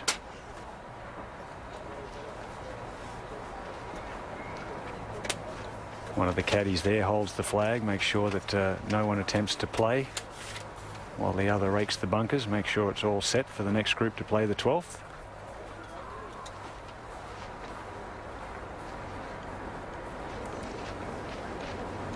Very narrow green here. Less than 20 paces from that bunker to the back of the green. Measures 155 on the scorecard, but plays 159 today. Let's go to 18. Nick, how's he going to play this shot? Well, I think he's going to try and literally land it right on the cut lines of the green, or even that little bit of first cut. It's still, I should think, more the green edge. He was practicing a little lob shot. I think he's gone now for more of a standard one. Try and get as much spin on it as possible, and then just accept that. Let's see how far past he goes.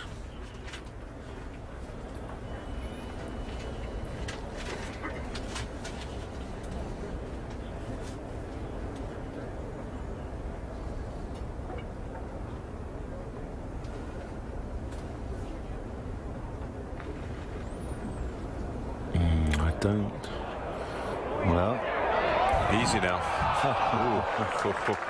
That's superb. That was very. That was, yeah. He knows that maybe another few inches shorter that could have kind of hung up there, but that is brilliantly played. You weren't so sure of that at first, were you? I wasn't for a split second. Let's go to 13. From just inside of 75 yards, Tiger Woods controls the spin, puts it about 6 feet behind the hole. We'll have that left for a birdie, for his first birdie of the first round of this Masters.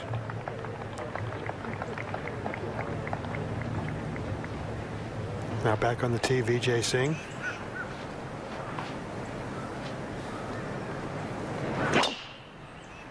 Going with the driver, taking an aggressive line. No, that's a massive tee shot. Just moments ago, Paul Casey only had 175 yards left in for his second. And Vijay may have less than that. To 17. A good view looking back. Look how narrow this fairway is. Trees both sides. Fairway used to be 60 yards wide. That's forgotten now. And how hoping to have a clear shot to the green from the right-hand trees. So this is going to be a challenge. A bunker guarding the front right corner, bunker on the left. Green runs away at the back. Anything on the putting surface would be just fine.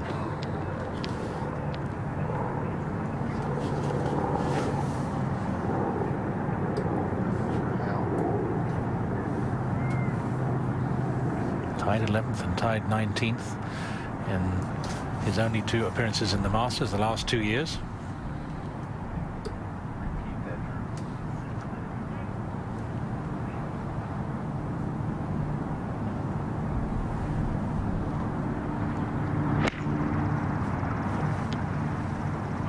So he was trying to work it a little bit right to left through the gap in the trees. Settle down now. This might work very well and go too far. That was from 190 yards. That is a very good result from that far back and in the trees.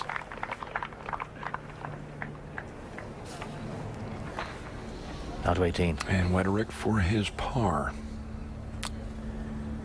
And to join Rose with 69. Wonderful up and down. He comes in 3 under. He's playing with Allenby and Westwood, and they're a combined 15 over. I think they're going to get one back, though. They're going back to 14. I think Allenby's got this for 3, I believe. Westwood at 12. Last group of the day. David Toms at 1 under par. Also with an 8 iron. Ooh, a little forward bounce there.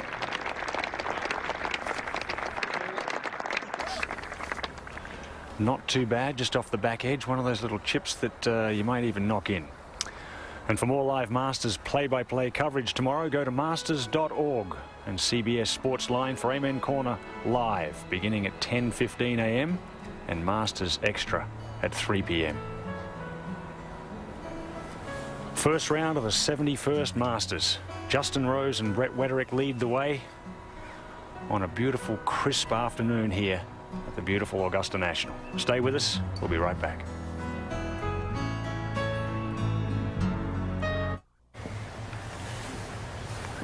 We're back here at the 13th hole. Tiger Woods, after electing to lay up from an errant tee shot at 13, has this putt left for birdie, and remarkably his first birdie of the day. This to get him back to level par.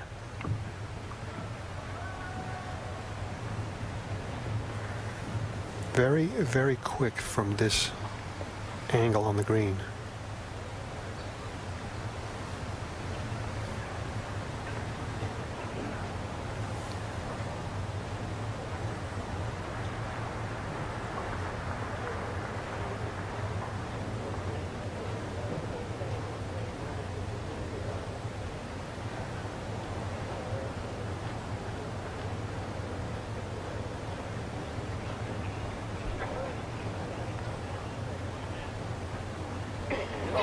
There it is. It took 13 holes for Tiger to make his first birdie today, but still at level par and a very good score. Can anyone handle difficult conditions and adversity better than this young man? His ability to grind it out, his ability to save every single stroke possible on the golf course is just exemplary.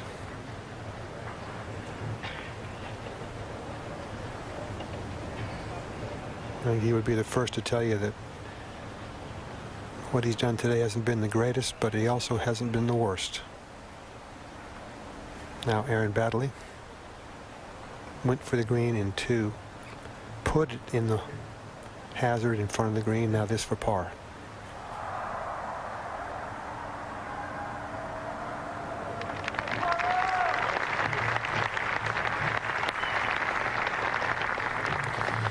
+5 for Aaron Baddeley, and at this point, I think all the players +5 or better are still well within this tournament. Let's go back to 12. David Toms from just off the back has chosen the putter. Hard to get the speed right. Coming through the fringe, it's very thick just off the green and then very quick when you get on the green. It was well done, well judged. A 3 at 11, a 3 at 12. Not too many players have done that. In fact, just a couple. There's only been 4 birdies all day at 11. And 9 birdies so far at the 12th. 17. And back with David Howell after that very good second shot. His chance for a birdie to join the leaders at 3 under.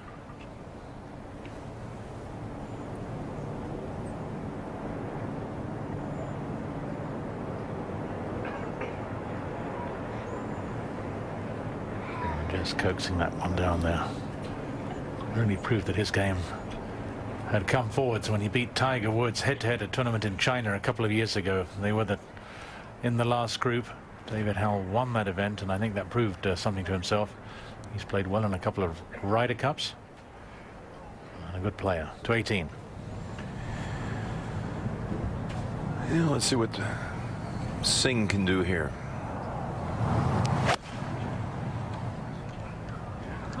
That's too much club. Oh, he thought it was too much club. It wasn't enough. Too much club.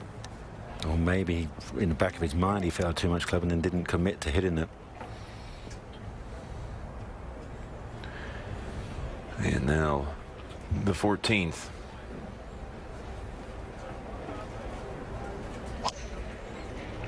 Can Tiger finally hit the shot he's looking for? Well, he tried to draw and didn't get an awful lot, but that's at least on the fairway. Good angle. Pin location way back in the left-hand corner.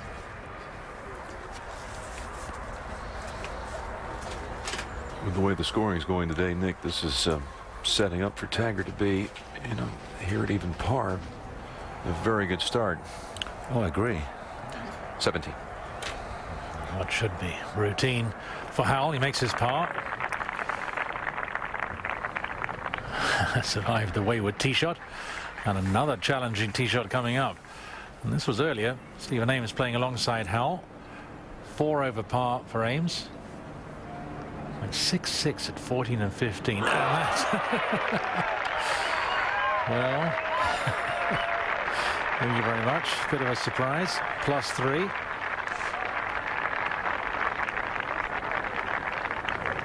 Let's go back to 13. Vijay Singh, ball well above his feet, going for the screen.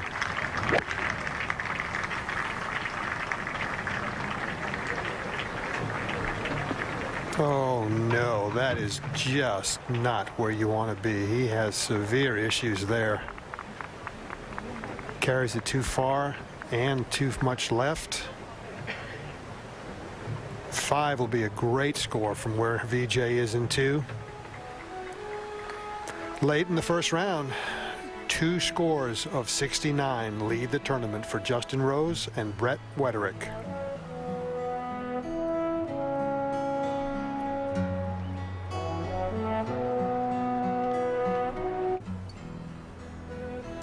Back at Augusta National, first round of the 71st Masters here on USA. Co-leaders Justin Rose, and you see the name Brett Wetterich, a Masters rookie.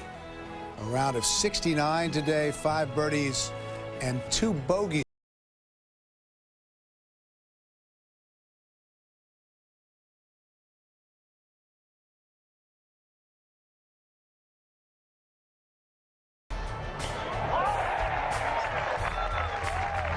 That got him to 2 under.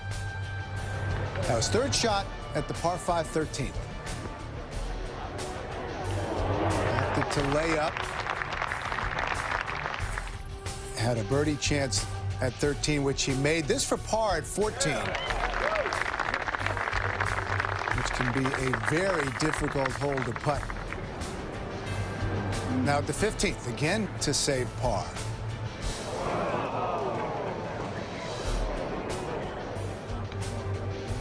So there were ups and downs today for Brett Wetterich, who now joins us here in Butler Cabin. You're a Masters rookie.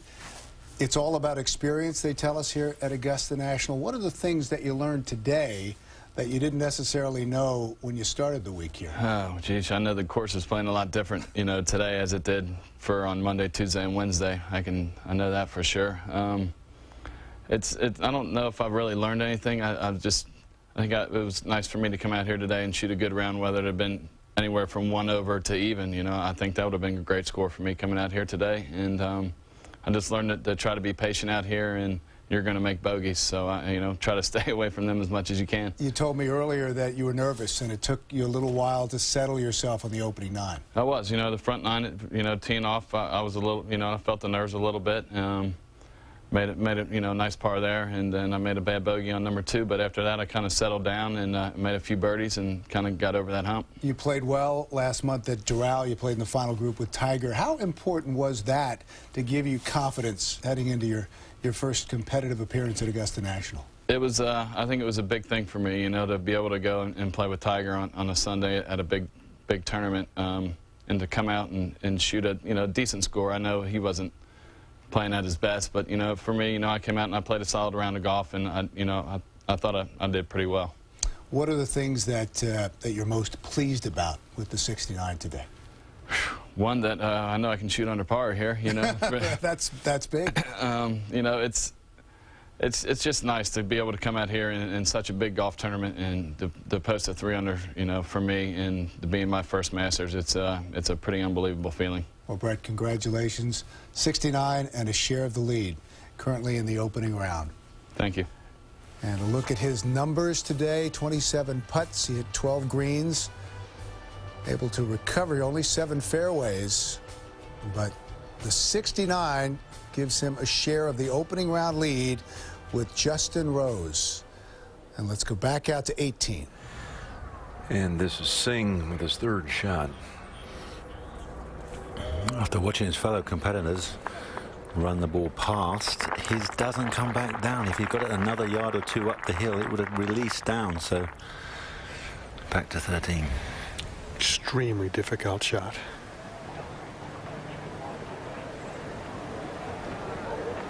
Tell you what, that is really nicely played. That is so quick coming from that direction. It isn't often that 20 or 25 feet is a good bunker shot, but that one is. To 18. And Singh has this for 71. And maiden voyage around this Masters course is going to be 33-39, assuming he makes that one coming back. And you see that perilous hole location at the 14th, and Tiger on the right side coming in here. Nick? Well, it's a very good angle, Jim. But as we spoke earlier, there's a small ridge about 10 yards on that little horizon you can see in the green. He just wants to land it just over that, right on that blue shirt of that page. Not quite like that. And he's lost that well on the right. You see the ball. He'll be furious. He knows he's got to start the ball left of the pin and keep it left of the pin. And as we've seen many a time with the longer shots, get stuck on the way down, can't get the club through, can't rotate the arms over to square the club face. It was a year ago on this day he holed that 2nd shot at 14. Now Singh to finish up. And a bogey close.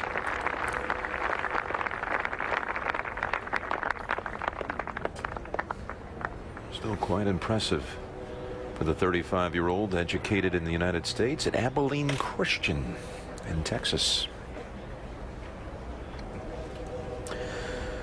A little different result for Tiger Thursday at Augusta.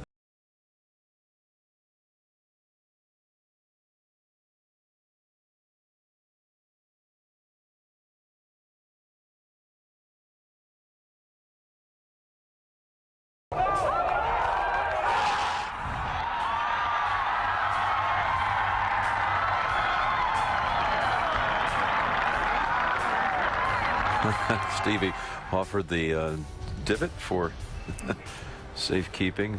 Tiger turned it down, but he would go on and make another eagle on a par 4 at Hoylake on his way to winning the Claret Jug again. Let's go back to 13. So we had 2 on the year. I have to say, Jim, I was there again. Yes, you were. Well, there's Vijay Singh, and he does not make his birdie 4 at 13. Has that tap in left for only his 5th par. par of the day.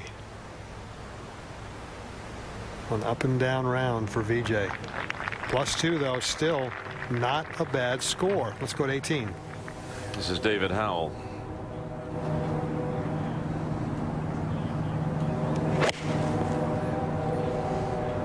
Trying to cut it around that corner, find the left edge of the green, and that's well played. Maybe it will come back just a little bit. Yes, it will.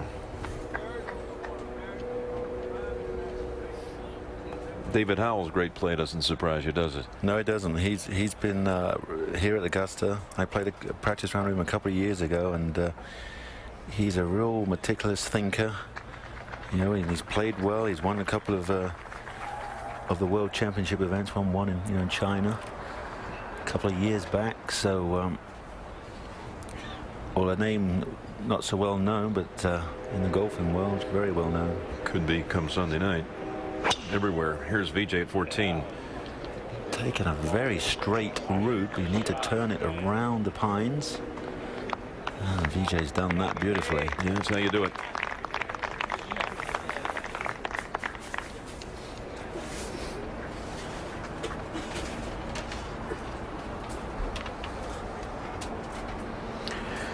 Well, it was this time a year ago when Brett Wetterich's game began to simmer, winning the Nelson.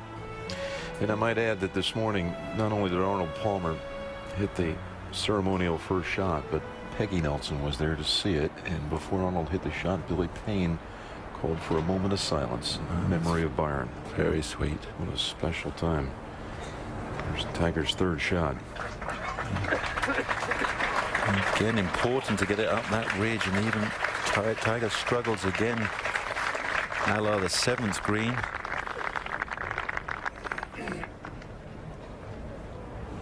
The slopes here are very long.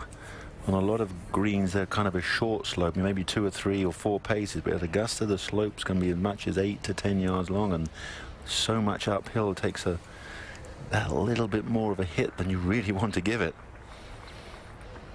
Well, he's got that putt coming up that he so consistently holds to save rounds.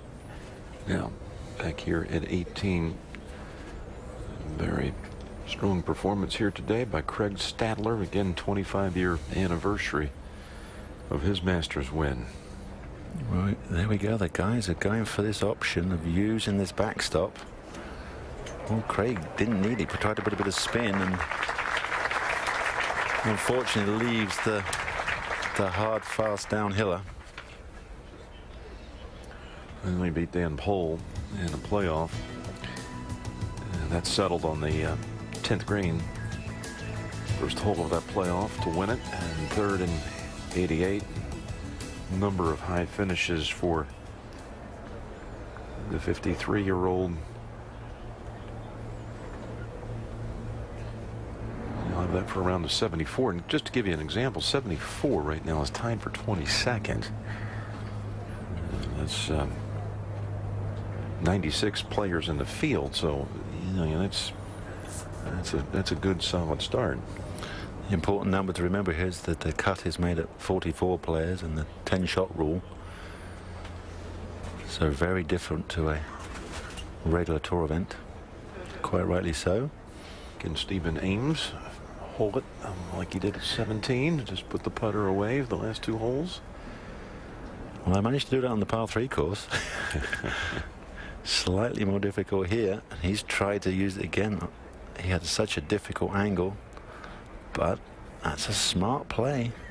This is something, Jim, that the players wouldn't have had this preparation in the practice rounds. The greens wouldn't be releasing like this, so this is really testing on their visualization and their imagination, which, when you haven't practiced it, makes you nervous. David Howell will be next. And he mentioned his experience and how inside golf circles his talent is recognized. And you know, just a couple of years ago, he did play on the weekend, and in fact in the Saturday round with Tiger in the next to last pairing. He shot 76 that day, and saw in fact up close, like we've talked about you a few times. He saw Tiger make 7 birdies in a row between Saturday afternoon and Sunday morning when they had to finish the third remember round. that. Remember that? Tiger, of course, went on the win for the 4th time.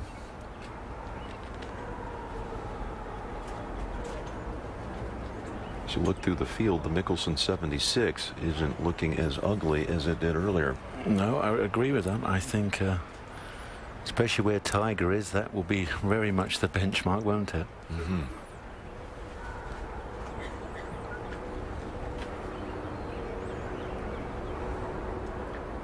And this is a chance for Howell to make it a 3-way tie at the top.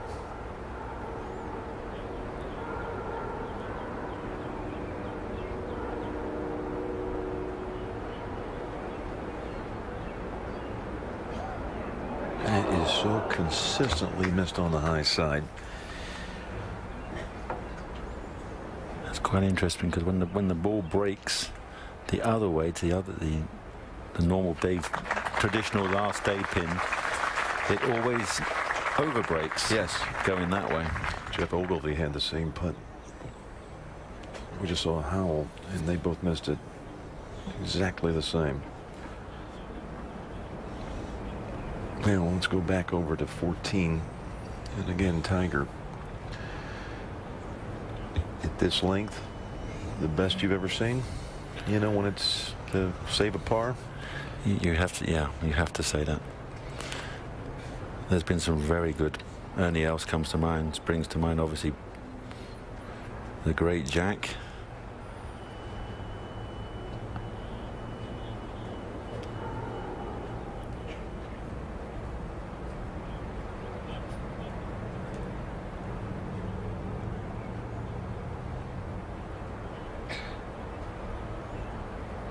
And once again, just a wonderful, the way he lets the right hand release, just that fraction. Beautiful to watch. he goes to a hole where he knows danger lurks, but there's also, of course, even a better chance as a scoring opportunity in his mind. Let's go to 17. Steve Goosen, after a run of bogeys, makes a nice birdie. Good approach shot. And not often a player of Goosen's caliber happy at +3, but not that far out of the running. Important birdie. Now make a good par at 18. We'll go there. Stadler.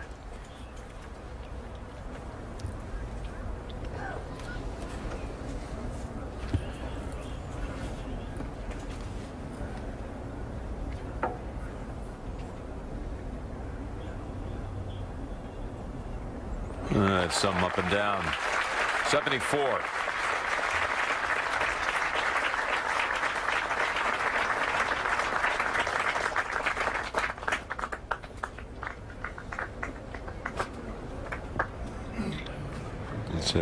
Send it over to 15.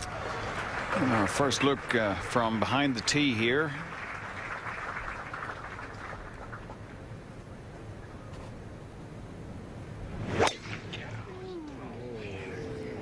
Hit it very hard. Pleading with it. And that is just fine there. In fact, that's a nice angle for this back left flag.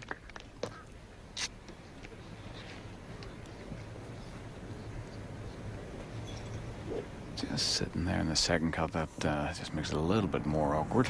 As we go to 14. In BJ.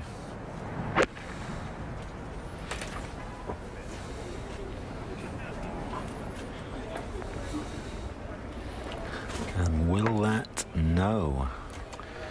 That's going to go a long way. You can just see that flag beginning to flutter again, and that makes all the difference. Just 2 paces, may have been on the breeze. Rolls down into the little middle plateau of this green.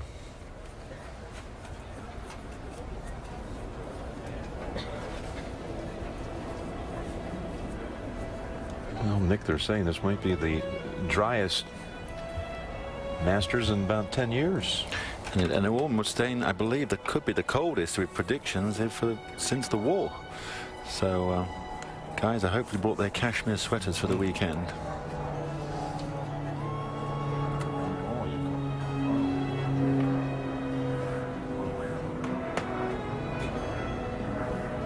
Rose and Wetterich 69. Howell at 70.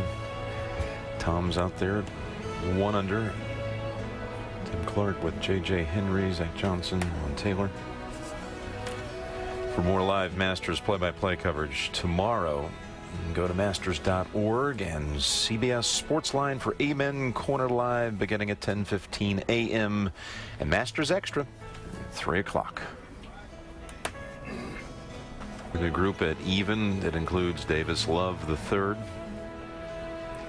Tim Herron, Bart Bryant, Henrik Stenson, who certainly has been spectacular this year, Nick, and he's in with 72. He added to 2 under at the turn, led the tournament for a brief while. And he said to me yesterday he didn't feel he was playing that well. I had a little chat and said, well, when I won in '96, I opened with 3 skies in my practice round, so it doesn't matter. Starts tomorrow. Let's go to 13. David Toms now, his 3rd shot. And the layup after his tee shot. Nicely played, has that to get to 2 under par. The firm, fast conditions suiting Mr. Toms. Let's go to 14. And VJ's going to walk off the putt up the slope that, again, consistently comes up short. It's probably slightly into the grain as well, so massive transformation between uphill and downhill putts here. Talking about bring out the cashmere. The last time it was really chilly around here was the year VJ won in 2000. Had to go back out on Sunday morning, a little frost delay on Sunday morning to finish up the 3rd round, and VJ was playing with David Duval, and of course he went on to win it and closed it out even with a birdie that he didn't have to have at 18. But a nice exclamation anyway.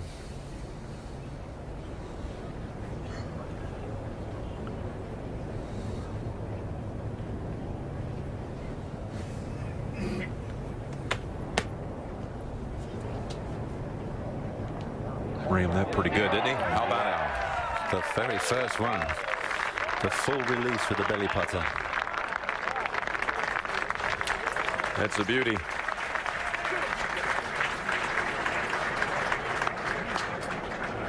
And considering all the ups and downs, 1 over is very good. Go to 17. And this will be a real challenge for Lucas Glover. Hole cut 21 yards on from the front edge, up and over a ridge, uphill to, well, this is an amazing play. I hadn't thought that it was going to be quite that difficult to keep it on line and still be on the putting surface. Whether he pulled it a couple of feet, I don't know. He looked as if he really was trying to bang it into the fringe. Missed the cut last year, and obviously very frustrated with that play. Talented young man. To 18. Retief Goosen, and this is his 3rd shot.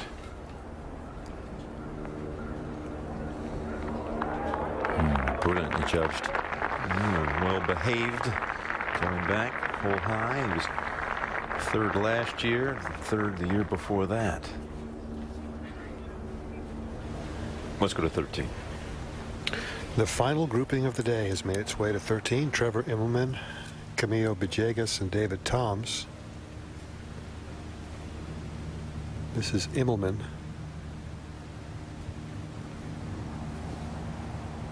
This is a very quick putt down the slope. And this is for par to stay at +1.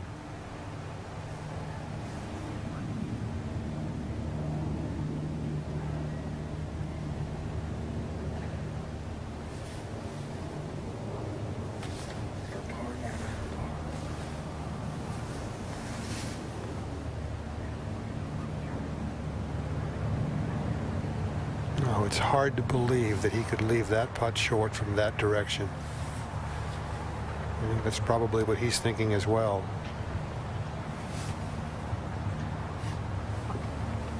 To 17. Lucas Glover, for his par. That's a relief after the mysterious first attempt with the putter. Stays just one over. 4 birdies, 3 bogeys, a double bogey at number 11, the long par 4 with water next to the green. Go back to 13. We have David Toms now for his birdie to get within 1 of the lead.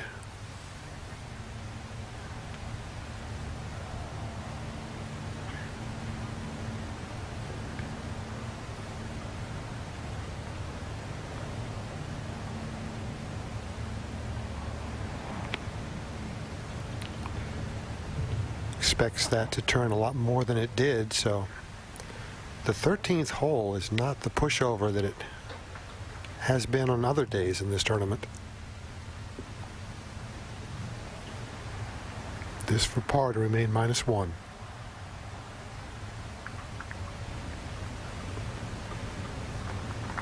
A 510-yard par 5.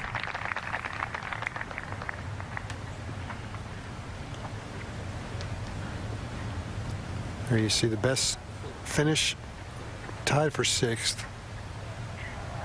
But I think this man can play this golf course if the conditions are firm enough. He looks back while Camilo Villegas putts out for his double bogey at 13. Let's go to 15. And over at 15, Tiger is just in the edge there. Vijay's back on the tee, and down in the green, Luke Donald, Jerry Kelly, Padraig Harrington. So a little bit of a log jam here, and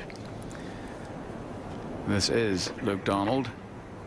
This group, well, just playing some tidy golf, and that would bring young Mr. Donald back to even par, which is more than respectable. Harrington and Kelly at +2, so it's a group that's played pretty well today. This golf course is, well, it's like velvet on the top and hard as nails underneath. And add in a little cool weather and a bit of a breeze, and it's really showing its teeth now for the first time since it's been lengthened. And Tiger has got one of those shots. Well, he's got a little air underneath the ball, and he has to land it in this spot right here. The green only about 30 feet deep.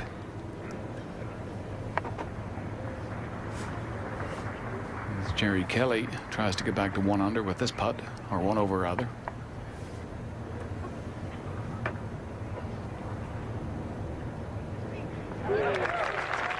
Again, nicely done.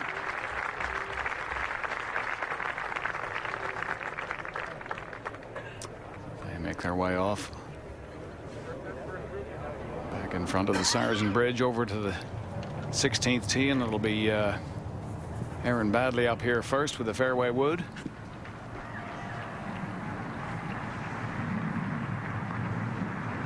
Not too much breeze here at the minute.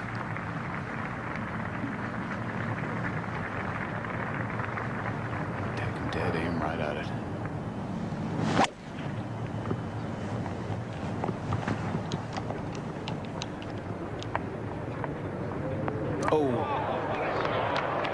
And that kills the speed on that right on the upslope there. If that lands a foot shorter, it may well have gone back in the water. But now right in the center of the green. Tough 2-putt, but that's only, I think, the 4th ball I've seen in this putting surface out of the whole field today. Tiger up next, and that'll be the 4 wood. Back at around 249 yards.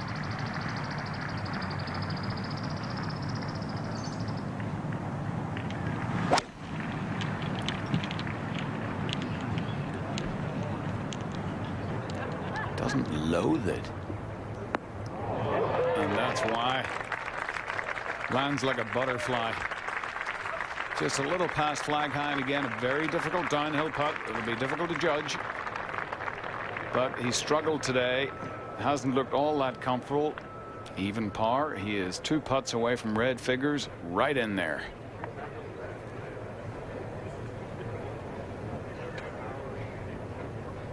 Now back on the tee. EJ will try to find the fairway.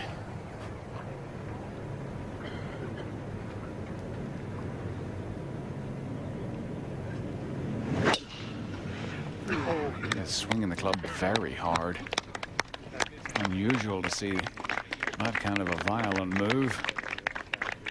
Not a darn thing wrong with that one.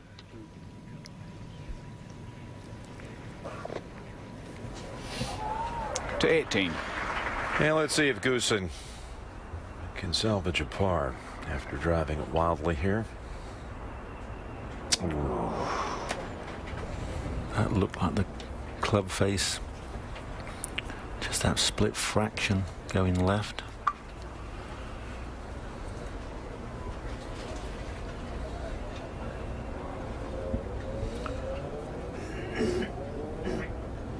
Maybe 76 for Retief. Monty's at that number. We mentioned Mickelson is in at 4 over.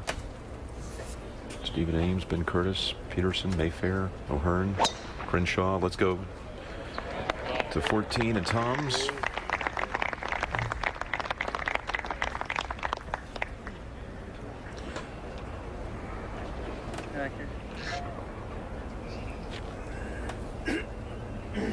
Up ahead 16. At Luke Donald, 6 iron.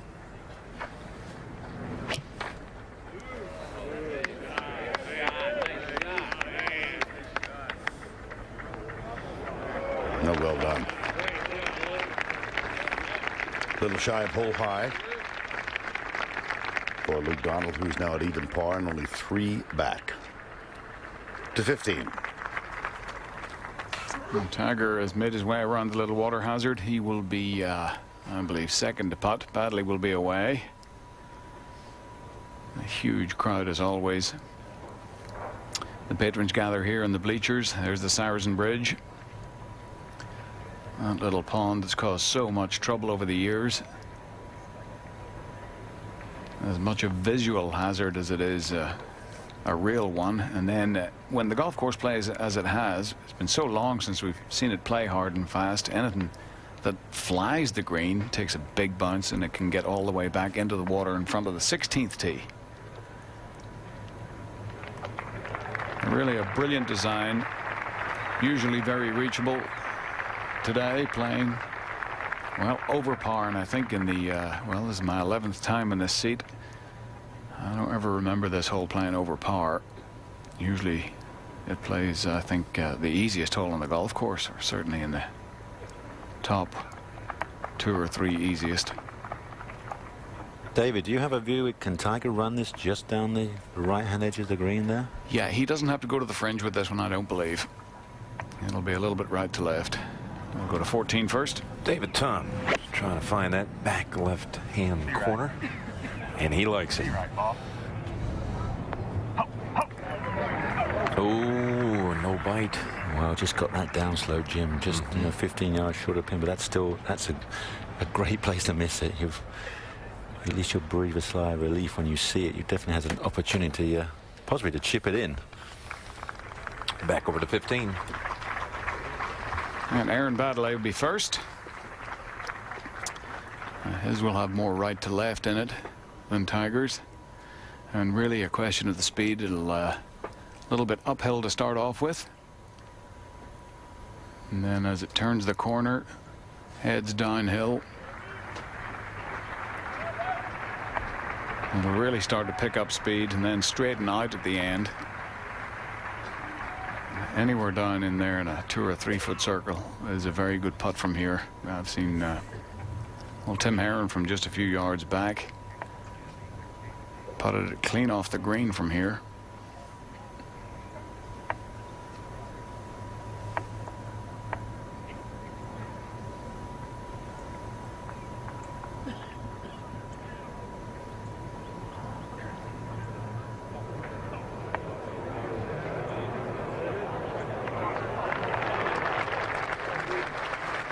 It's nicely done. Just wanders away an uncomfortable distance, but nothing comes easy here. And Tiger will have had a close look at the speed there, but especially at the end of the putt. Ball just wants to drift away. You think it's going to stop. It just drifts on inexorably. Yeah, Dave, the downhill runs all the way to the other side of the green, doesn't it? All the way to, I think, to South Carolina.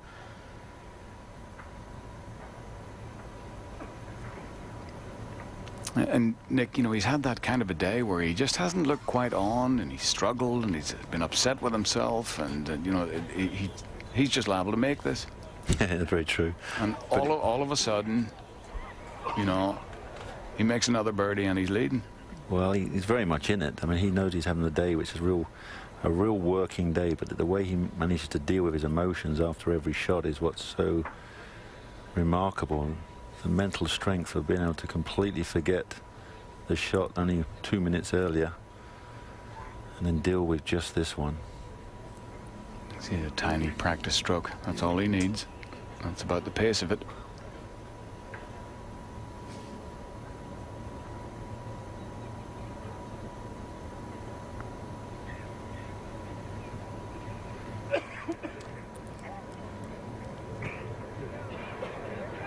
Now it wants to go the other way at the end. That's a great two-putt. Beautiful touch.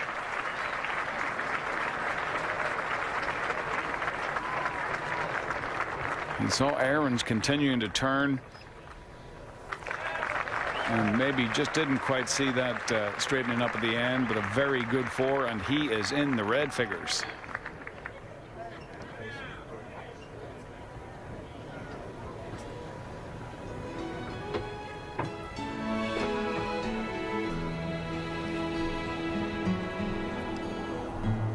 So the Englishman, Justin Rose, leading with Brett Wetterich, but look who's on page one, Tiger Woods.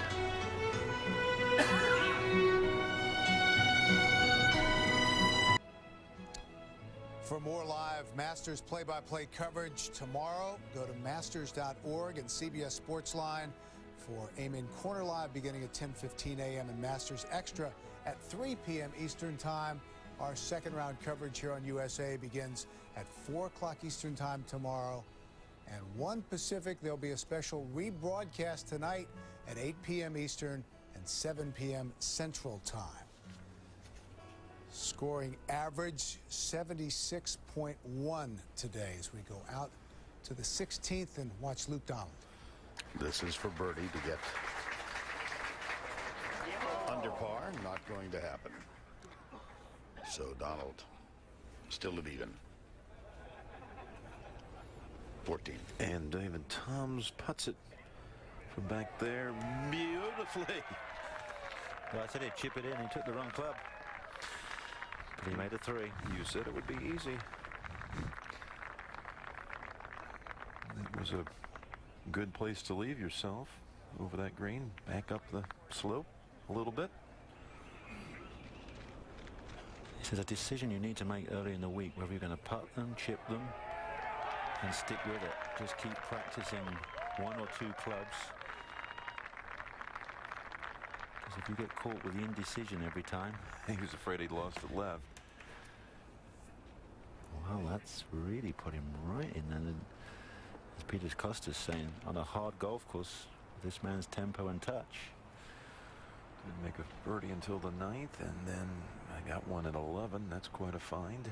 And from off the green at 14.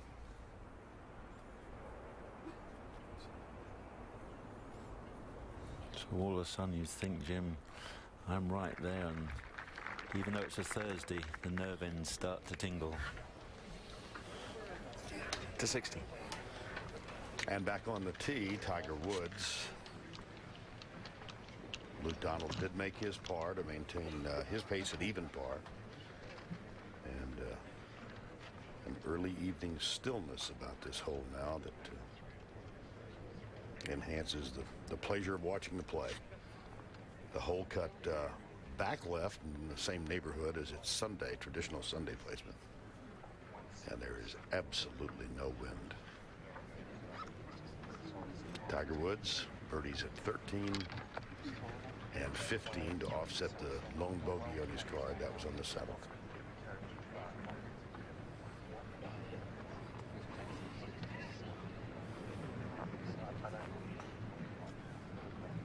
7 iron.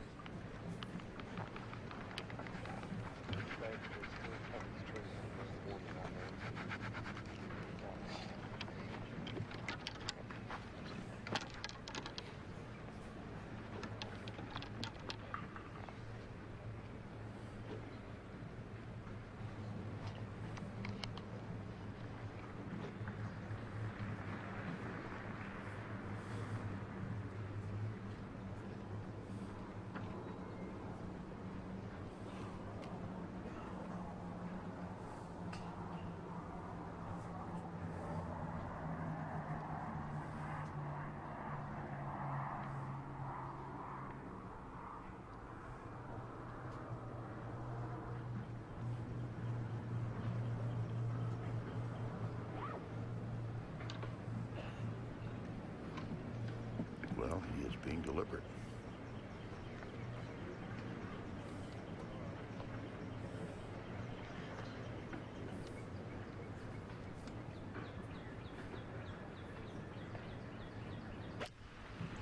Draw.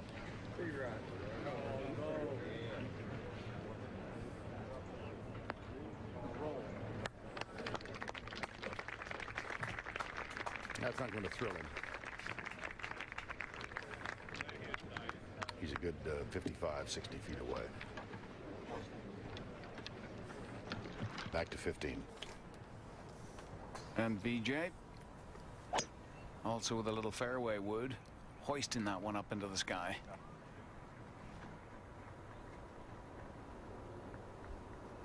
And another good swing, but that, well, he has got the diagonal kind of a razorback there. That's a very difficult chip shot from there. That was moments ago. Now back on the tee.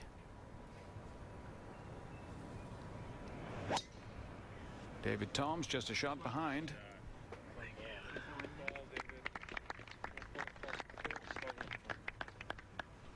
And he'll more than likely go at the green from there.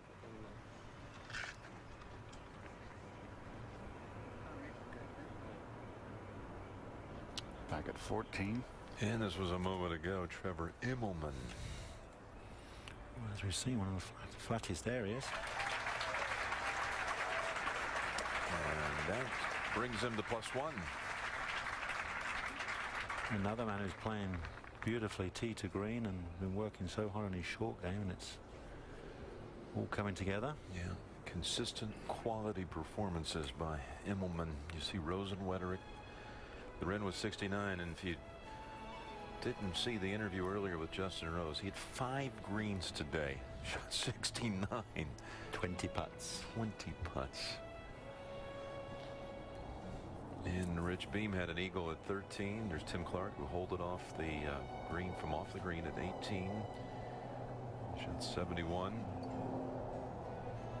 I would think Tim Clark, this would be a golf course for Tim, but you know, last year runner-up, and here he is again. He's proving playing all surfaces now. Adam Scott coming off the win in Houston, 74 with Jose Maria, who birdied the final hole. Lucas Glover just bogeyed the last to shoot 74. Aaron Oberholzer was in red figures much of the day. It was 3 late bogeys, 74. There's Jeff Ogilvy, who rebounded from a triple on the second, was 5 over early on the second 9. A couple of late birdies. Tom Watson, 3 over with Appleby, the runner-up a week ago with Choi, Dredge, Ferry, Coulter, and Wilson. Yang, Mickelson and Goosen. Couples was at 4 over with Garcia, Ben Crenshaw, Stephen Ames, Ben Curtis. How does it happen? You see Tom Watson today shoot a very respectable score. Craig Stadler, you know. Ben Crenshaw, yeah. Ben Crenshaw today, 76. Well, I think they come with obviously less expectations, and you know, they've come really at their age to really enjoy themselves this week, and they obviously know the golf course well, and they're madly in love with it. So, and they're able to just go out and let it happen. And obviously, then they get into it and realise, oh, things are going well, and so for the champion golfers, it'd be great. See how many can make the cut tomorrow. And what's it like for you being here and not competing? I'm more than happy with that. I have to say, I really am. I feel that, you know, I had my era, had my time when I played, and the game has completely changed. And you know, my own game has changed as well. And you know, last year when I played, I had that inkling. I thought, I wasn't happy out there. You know, you've got, with my new lifestyle, how much business I'm involved with as well, and at that time I was in the commentary as well. And if you're not practicing as much as these guys, you can't compete. And you know, you've got to keep the touch going. Let's go to 15.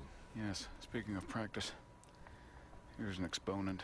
And that's a kind of a sideways cut practice swing he's making. I can't imagine he's trying to flop this up and land it on the green. This has got to be just moving when it gets on the green, and at exactly the right angle. If he gets it going too far left, I mean, there's a chance he could even hit this in the water. And if he leaves it too far right, you can see there's a little sprinkler head there. That's just about the spot. He's going to play it up in the air. Well, I can hardly believe that he tried to play that shot. It's not going to go in the water on that line. But that was neither the massive lob or the bump and run. It was something in between. I have no idea what he was thinking. Well, you can try that, David, out of a bunker, but yeah, but not on grass. It just seemed an odd choice. Maybe the lie was strange. I don't know. This is 17. And look how uninviting that back left hole location is. Doesn't look as if there's any green there. And a very safe play from Luke Donald. A chance for a birdie. A lot more green back around the cup than there appeared from where he was playing. Now to 16. Yeah, Aaron Baddeley's second shot. He had a serious miss hit off the tee. Pitch this, catch the ridge. Now hope it slows down.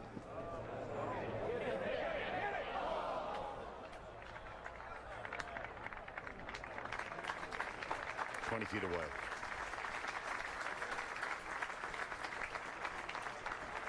Baddeley at 5 over now.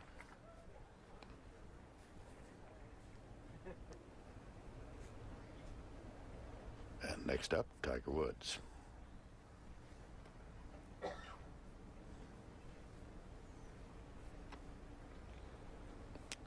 Nick, anything noteworthy about this? Well, apart from the massive hook, he had tried to almost bring it in opposite of his famous chip shot. The ball was literally got to go past the hole, and then it would turn back down the hill. So very difficult to visualize that literally coming in from the other side of the hole, kind of like almost at 2 o'clock as he looks at it. You imagine the clock, clock face over the cup there. And while we wait, we go to 15. BJ for birdie. Well, that would have made everything better. But, Nick, I'm just thinking he may have been trying to just check that on the slope. He may have thought the lie was good enough to where he could get the ball to slow down and maybe get an 8 or a 9 footer back up the hill. I think he was. I think, I watched the guys hitting some of these chip shots, and they've now found a way to get so close to the ball that they actually kind of, gets that bottom dimple of the ball and really imparts some serious spin there. Something you can usually do on the practice green, not at Augusta. Exactly. And here's Woods at 16.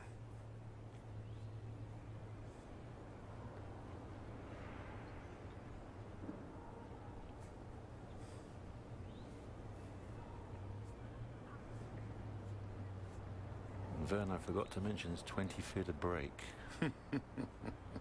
Look where he's aiming, Nick.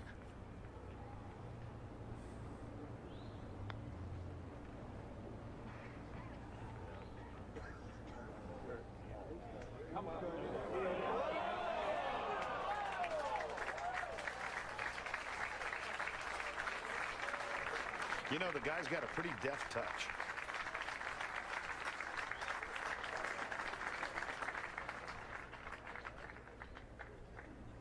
And it's a 3 for Tiger Woods to 16. Still 1 under, still only 2 off the lead. Well, every time he comes to this hole, we tend to remember this. 2005, pulled his 8-iron long and left.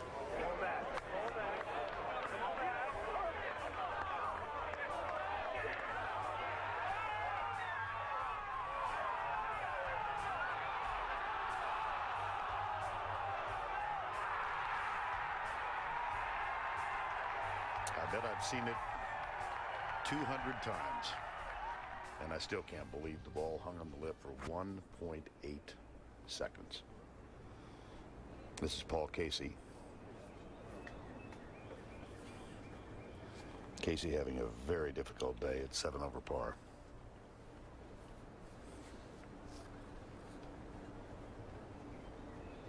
Had such high hopes this afternoon when they teed off at 152, but just not his day. Back to 15. And new dad, Brett Quigley, over the back in 2. Ooh. Well, actually, he chipped up to that, so that was for 4. So he'd go back to +3. Nice present for the new baby. His wife gave birth yesterday. Must have been a big decision whether to come here and play or not. I guess Mom said, go play. So we go to 18. And Darren Clark got about a 45-degree angle on this one.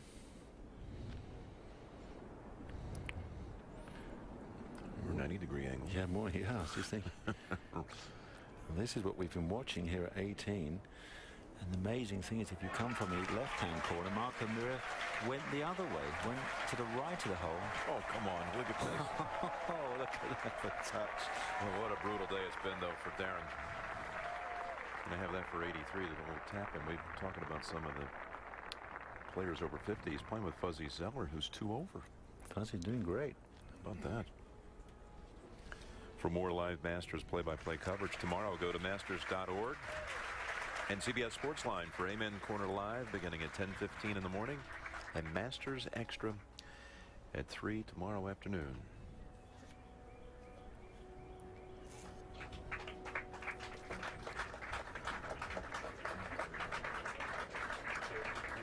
And just to clean it up for Darren.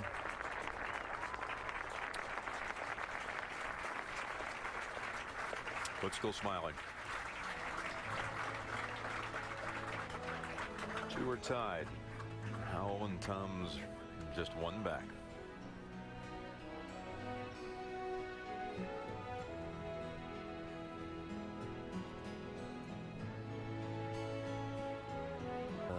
Fluctuating too much. It's just a little calm breeze, but players are coming in battle scarred already, day 1.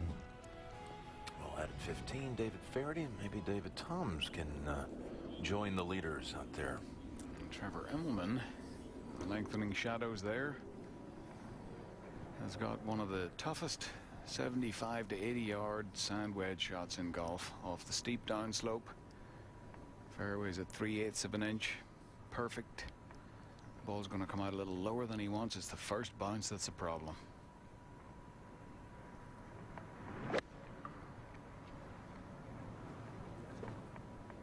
Played it well. Oh, just rips it back. Could barely do it better than that.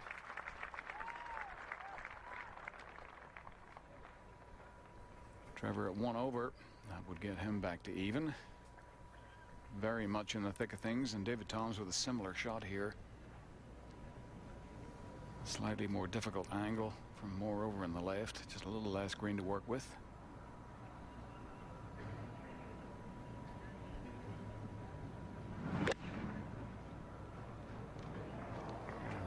A little long, and there's the big bounce.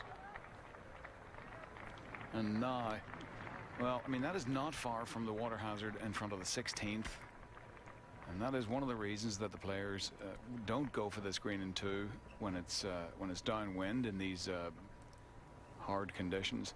He's got a shot there where it's every chance that he'll leave his next one short of the green, because if he takes the chance and either tries to play a flop, as we saw Mickelson way earlier in the day play an extraordinary shot here,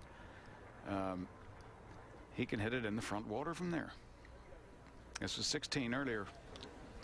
This is a 6-iron for Vijay Singh.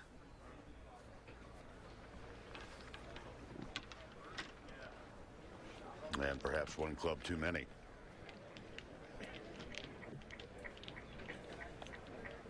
Well over the green.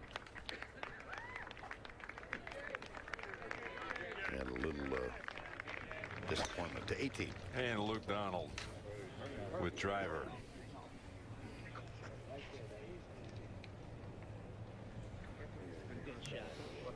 That will be a tough shot. There's a pine, large mature pine on the corner, so you have to shape that around. Certainly avoid the overhanging branches. A very good solid day for Luke so far. At even par. Got a tee at 17.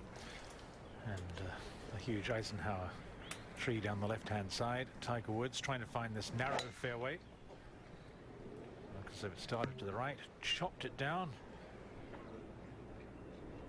And we'll need some luck with the lie and the line through the trees. Obviously going to have a free swing. Should be interesting what he can conjure up from over there. Back to 15. And David Toms not has a choice. Is he going to put it on the deck, run it up there? The shot that most people will play, they'll try and play a sort of a chip and run, bump it into the slope about 6 feet short of the green and hope that it hops up there and gets somewhere close. But if it takes a hard bounce forwards and gets any kind of a momentum on the green, it can go all the way down into the front water. You're right, David. Needs to get one bounce forward, and then the second bounce is the one that pops over the edge. Ooh, too much. Easy, easy, easy. No, that one's going to be just all right, I think. Yeah, it's still there. That goes another foot, and he is walking around to the other side of the water hazard and looking at that shot again.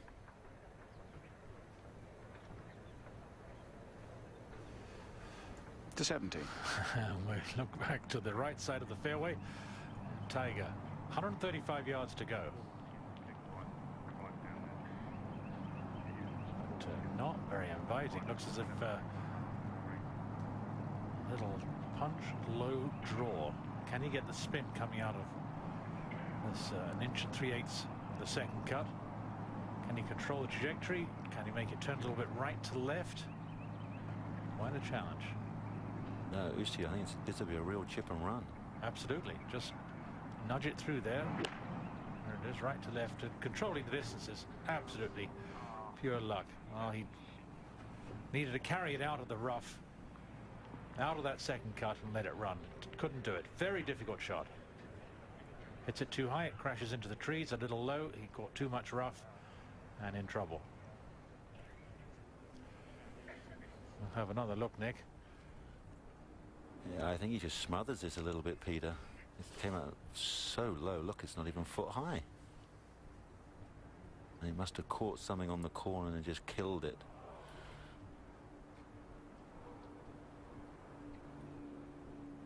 Well, he knew on the tee he was going to be in trouble. It was going to be a challenging second shot. Even if he'd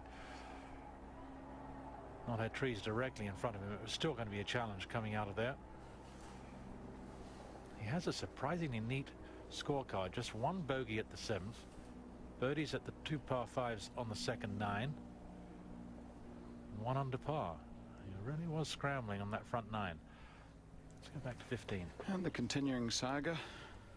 David Toms, this for par.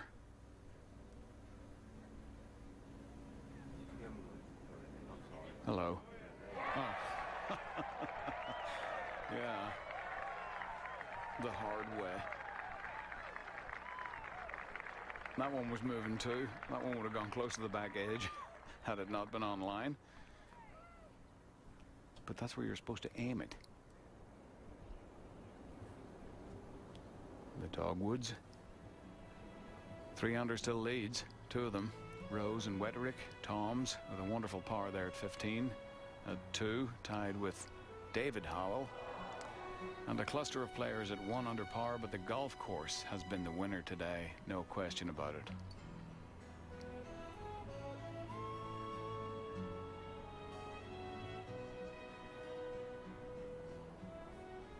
To 16. Vijay Singh, second shot.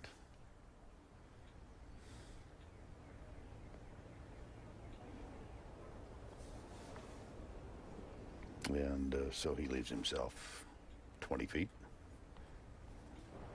and has a few words for someone standing in the area behind him. Back to 17. And Tiger Woods has walked all the way up, trying to assess the slope. He knows this whole location. He knew it was going to be there. 38 plus the pin. So now we get a look at the contours on the green. Green slips away at the back. Yeah, Peter, he'll have to land this one short of the ridge once you then release it over the hill. So it has to absolutely perfect control of trajectory and spin to get this right. But past the pin will be good. If it went to just to the back edge, at least that would give him her better than half a chance to make a 4.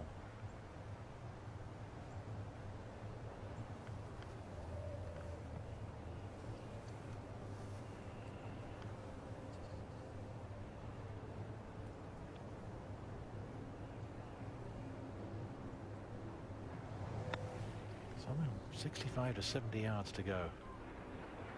Oh, it didn't take the spin when he wanted it to. And another challenging little shot. Just 3 yards of green to work with. Can he chip it up there? Will he putt it? Chip and run? It's going to be a challenge. Back to 16. Vijay Singh to save par.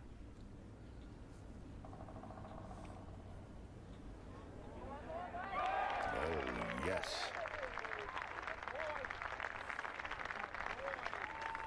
Wonderful up and down. He stays 1 over. 18. And Luke Donald have to negotiate the overhang of the Magnolia.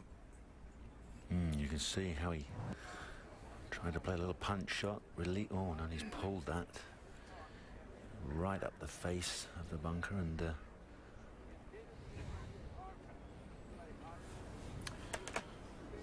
well, only 4 groups remain on the course this first day of the Masters.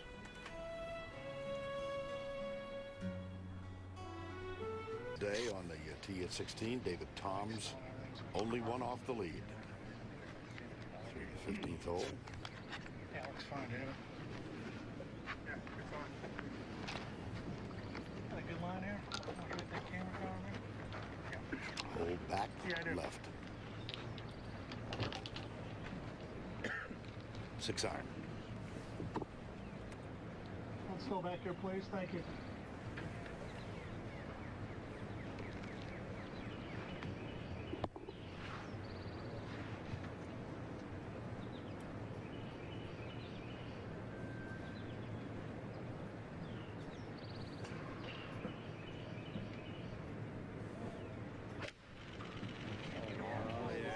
Be right. Be the shot. Get in. Well, it almost was, wasn't it? And he'll get a little help now.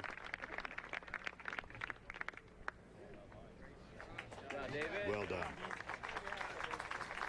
After that scrambling 5 at the 15th, in position to grab a share of the lead late first round in the 71st Masters.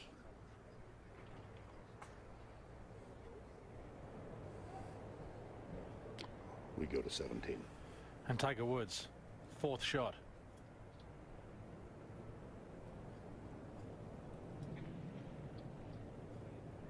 Played this quite quickly. Had to wait for Aaron Baddeley to get relief from the stands to the left of the green. Looked a bit impatient. He didn't take much time once he was over the ball. Back on the tee. VJ. And the tee's up maybe 12, 15 yards from the back edge. VJ. No problem. Negotiating the Eisenhower tree, but not the best spot to attack the back left hole location.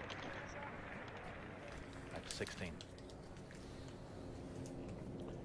Group of Toms, Immelman, and Bojegus.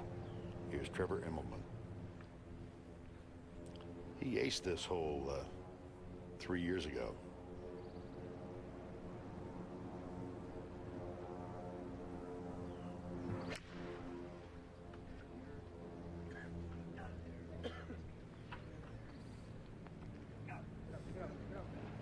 Nice shot.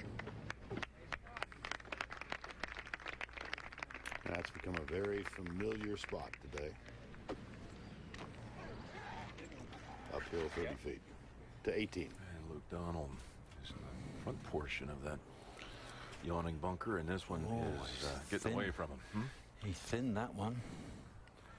And now coming from that angle, well, that's exactly where Mark O'Meara came from, that line, and went to the right of the pin. Anyway, back to 17 with Tiger. And this for a bogey. Look at that tiny little rehearsal stroke.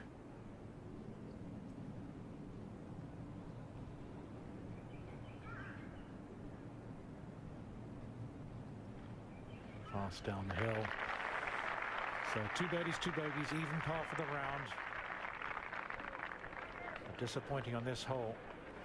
It's been stretched to 440. Used to be an innocent par 4 of 400 yards. It's a little different now. Tiger not so happy. Tough 18th coming up. But overall should be happy with the even par. Back to the 16th. Here's Bojegus. Tough day for the young Colombian. Now, this could make it a little more palatable. Go Gator! That's where he played his collegiate golf, and they've had some year, have they not? With the basketball championship Monday night over Ohio State. And we go to 18. And back to Luke Donald and his attempt right now just to try to solve this little piece of geometry. Yeah, well, it looks like where he's looking, he's going the conventional route where most of the guys have tried to hug it down the edge of the green. But Mark O'Meara came up with a genius route where there's a ridge in the middle of the green, and he banked it off that, and most of the putts are finishing like 6 feet behind the hole, and that's exactly where he finished. So 25 feet of difference. Luke is playing with Jerry Kelly, who's 2 over, and Padraig Harrington +5. You know, good day here for some of your fellow countrymen, Nick. You got Justin Rose, 3 under, time for the lead. David Howell is 1 back, and here's Luke Donald, even par. Yeah, the European guys are kind of ganging up together. You know, they're all looking at each other and realizing that they have the talent. It's can they gain as much experience as fast as possible? Just a gentle tap, because here comes the speed. It wasn't quite gentle enough, but still pretty fine effort from there. I'll have that for bogey. Yeah, that's good. Anything you leave on below the hole within 6 feet is really a good putt here.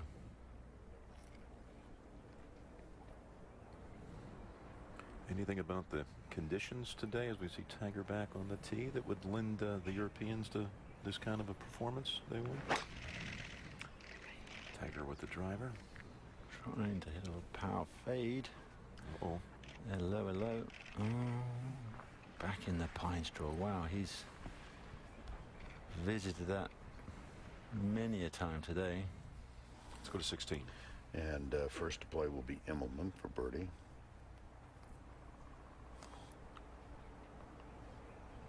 Currently at 1 over. Only 4 back.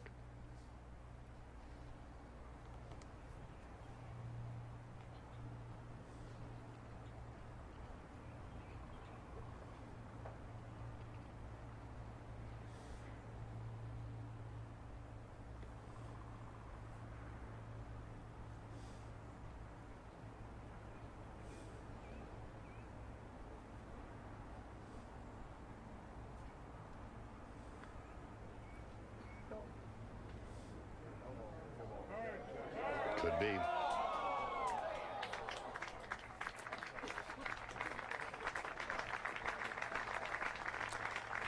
So the young South African will stay at +1 with 2 holes remaining here in the first round. With a nice 3 at the 16th.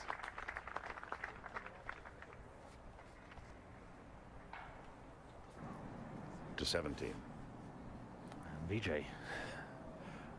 149 yards. Unable to go over the trees, but can he control the distance? He can control the distance very well, but I think from where he was, he'll be happy to have that for a birdie. Not a position with trees in play on both sides. At 18. And Luke Donald, crucial. Yes, did not want to sully what had been a pretty solid round up to this point, and that's escaping with a 5. A round of 73. And back to 16. David Toms for a share of the lead.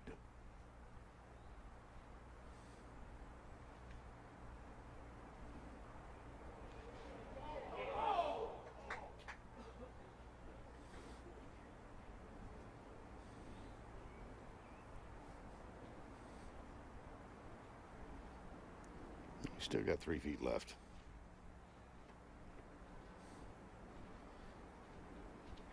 So he's going to mark and let Villegas go for the birdie.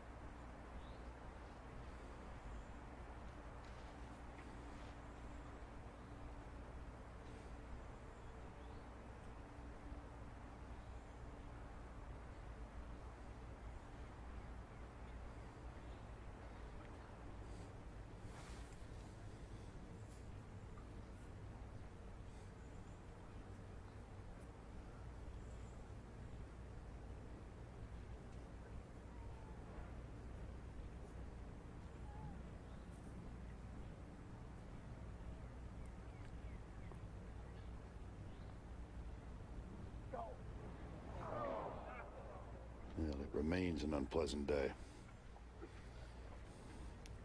So Villegas will stay at 6 over with 2 holes remaining. Toms with a couple of feet left to stay 1 back of Justin Rose and Brett Wetterich.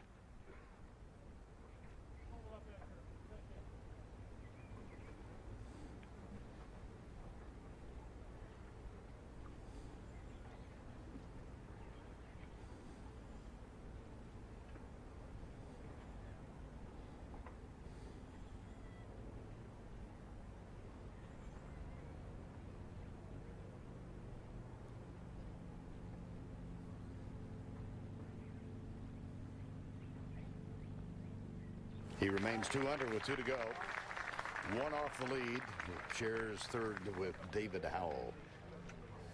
At the moment, David Toms. And let's go to 18. And Aaron Baddeley is the first. Oh, that was a real scoop. Yeah, that was so far inside, and the arms just didn't want to get through. Up the hill. 18th hole been a long day. And we're past 7 o'clock here in the east. What has been really a clear but a little chilly day here to open up the 2007 Masters.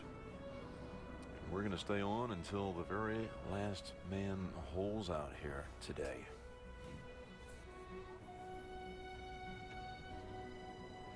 You know, Paul Casey's in the fairway. Remember, Tiger is over in the trees to the right.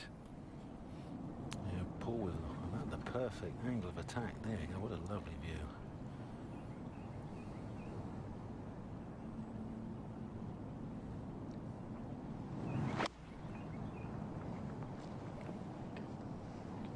Looking way up into the gods. Can he control the spin? Can't get up.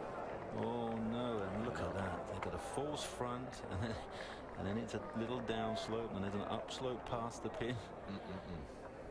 As you can see, scurries off.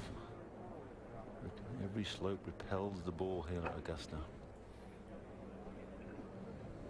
And now you're faced with the same one again, and Tiger, look at this. If he can conjure something up through here, he's going to play a little ground snap hook. And he's overhooked it. Oh my goodness. But I bet he'd find a way to get up and down, Jim. Well, he's had a number of tee shots right today into the trees at the 7th. We saw it. And 17 and 18 now. And Peter Osterhaus, 17 tee. David Toms. Trying hard to find this narrow fairway.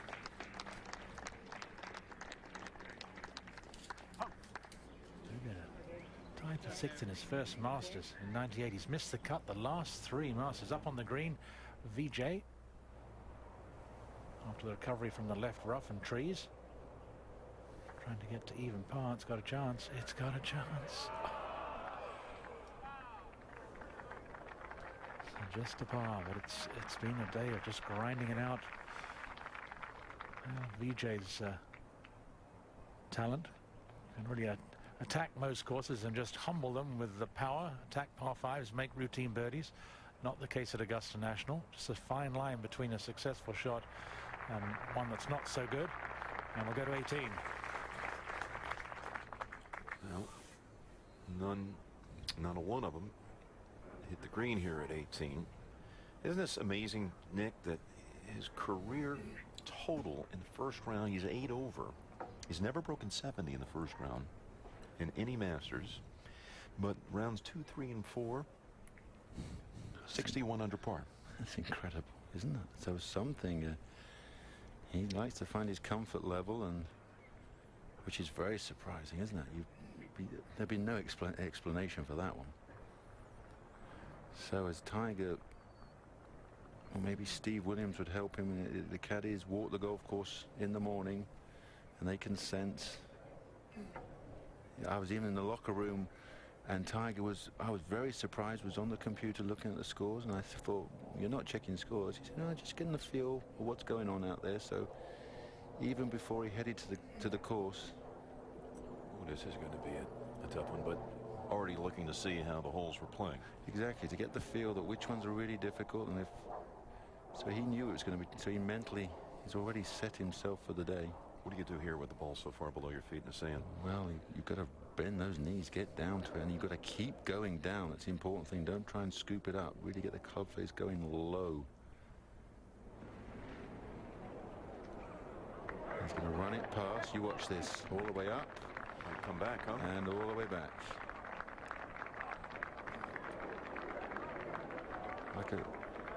Now, I don't believe that. I mean, that just shows you that the moisture in, or something, that ball was definitely far enough up to come back. So, isn't that amazing? It's still a pretty phenomenal shot from there. Oh, think of all the possibilities you had. Look at the left shoulder go down towards the ball. That's the important thing. And then a bit of help with the right hand to try and put some spin. But he'll be very disappointed that didn't come back. I'm sure if he watches some highlights. Anyway, Paul Casey, we saw that one coming. He's now got to play it up the ridge and then down the ridge. Something like this. Oh. You remember the hole-in-one that Tiger had at Phoenix early in his career? Paul Casey was a spotter in that group. He had a bird's-eye view as he was in his first College semester years, at Arizona State and was working as a spotter for one of the broadcasts, trying to relay back up to the broadcast crew what kind of club selection. He stood on the tee and saw the ball go in the hole. Now he's playing with him at Augusta. In fact, beat him in Ryder Cup singles, too. Well, that would inspire you, wouldn't it, to think, wow, I want to get out there and hear that noise. He beat Tiger at Oakland Hills back in '04 in the Ryder Cup, but not a good day for Casey today. VJ's on the tee. Back on the tee, see how VJ teed up on the right-hand side of the tee to give him a... It's amazing, just that little 10-footer difference will give you the visualization of trying to hit a power fade.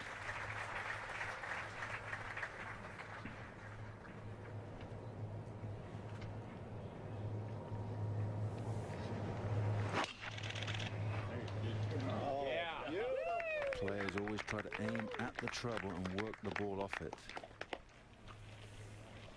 Something like that.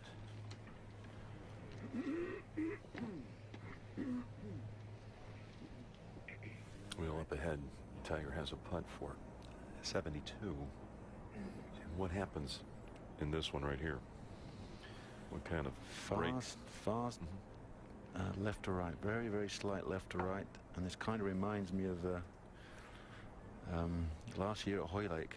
Comes there, first day, had an eagle putt. And you knew what was going to happen, and this is what he's so good at, a bit like Jack Nicklaus. 18th hole. Turning up the focus, the attention. Brilliant reader of the greens. Needs Stevie to come down and just give him a little confirmation.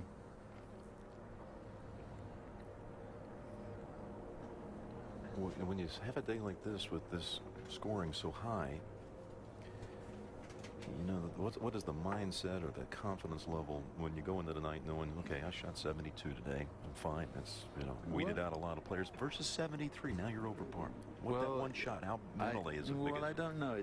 You know, for Tiger, not as much as it affects some of the other guys, but he still wants to.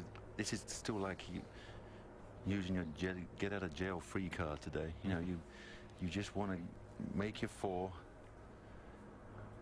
You've had a long, hard day at the office, and this is the hopefully the last shot of the day, so you might as well give it 101%. Of course, tomorrow they'll flip the times, and he'll be playing in the 11 o'clock area. And as we've seen over the years, Tiger will make his move. Yeah, Fridays have been big for him here, and probably somewhere between the 6th and the 12th hole will probably take the lead.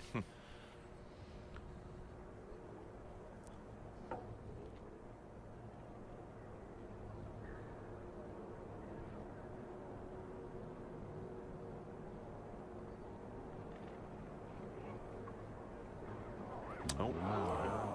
It's going to be a bogey finish. I'm glad I wasn't reading it for him. I'd be in trouble, wouldn't I? Went right to left. It did, went the other way.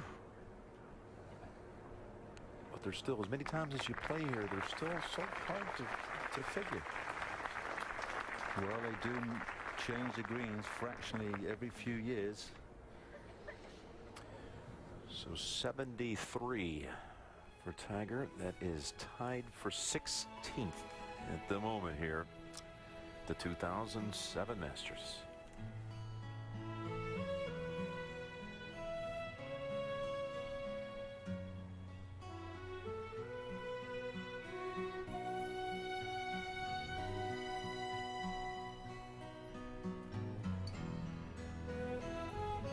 We saw Tiger bogey 17 and 18. He came right back in a playoff in 2005 and birdied 18 to beat Chris DeMarco. Well, you know he's going to bounce back. No question. But still, you grind that hard all day long, and then 2 loose tee shots really is what cost you at the end. Well, I would think with this little bit of sunlight just left, I will guarantee Tiger will head to the range this evening just to leave on a good note. You know, VJ, who is 1 over. No, it's too cold. Too cold. I like this. 180 pin. Well, there he goes. A very interesting call there from the caddy. The temperature has dropped. You know, the ground temperature, which means the golf ball sitting there will be very cold, and you can't force the shots now. So Vij will try and a little left of the pin, but that was over the top. Vij did that at 16. Wow. Ooh, massive miss. He went from swinging so beautifully at Kapalua at the beginning of the season, and then over the next few weeks kind of changed. It was so much on plane, but that was going left Vij. There'll be another one on the range. Sun going down, guaranteed. He doesn't care if the sun's there or not. Chad Reynolds, we heard him talking to VJ, his caddy, and you say the ground temperature, how would that affect the flight? Well, it will. The golf ball will be a lot cooler. I mean, if the ground temperatures drop into 60 or 55 degrees, anything below 75, and the golf ball is affected. Let's go to 17. And a very delicate bunker shot required from David Toms, downhill from the fringe down to the cup. And he's looking at a spot in the fringe. Maybe not. So the fuller swing, throw it up there a bit higher. Pretty good shot. And now let's go down to Bill McAtee. All right, Peter, thank you very much with Tiger Woods. And Tiger, how much of a battle was it to try and manage the golf course on a day like today? It was tough. It was really tough. You had to be patient, and you just had to hang in there as best you can. What are the things that you're pleased with today, and what are the things you may go work on at the range? Well, I just threw away a good round of golf. I just absolutely threw it away. Last 2 holes, I'm right there, 1 under par and bogey. So, yeah, I'm going to go hit some balls. I'm going to break a couple things probably along the way. You mentioned patience. Compare what the Tiger Woods of '97 would have done in terms of patience with the Tiger Woods of 2007. Probably would have shot 30 on the back 9. Well, maybe you'll do that tomorrow. You got it. Thank you. All right, Tiger. Thank you very much. Let's go back up to Jim Nance. All right, Bill. Of course, that is in fact what happened, and you were there to see that one too, Nick. 10 years ago today. I was there again. That was an incredible day. That really was. We both went out in 40, and then I thought, well, that's him done. Flash in the pan.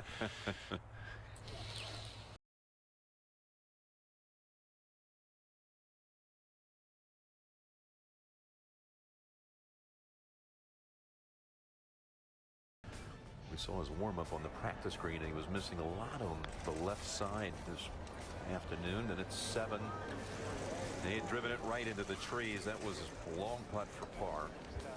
Made the next one, though, for bogey. His 3rd now into the 13. Brilliantly controlled skip and bite. Look at that. Went on to make that for his first birdie of the tournament. Then at 17, again, a wayward tee shot. He called it just a moment ago, throwing away the round with these last 2 holes.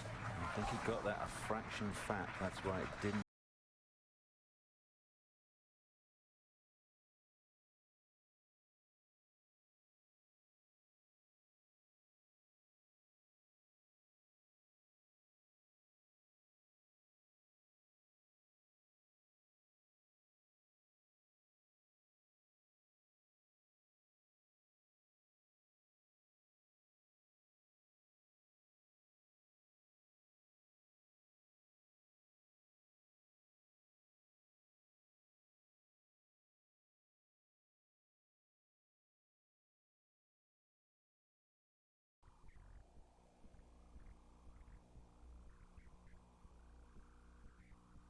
Again. That's why ExxonMobil spent years developing efficient ways to transport more clean-burning natural gas to more people in more places around the world. It wasn't easy, but then nothing worth doing ever is. ExxonMobil. And we're back, and just a moment ago, VJ going to use the slope here for his 3rd shot at the 18th.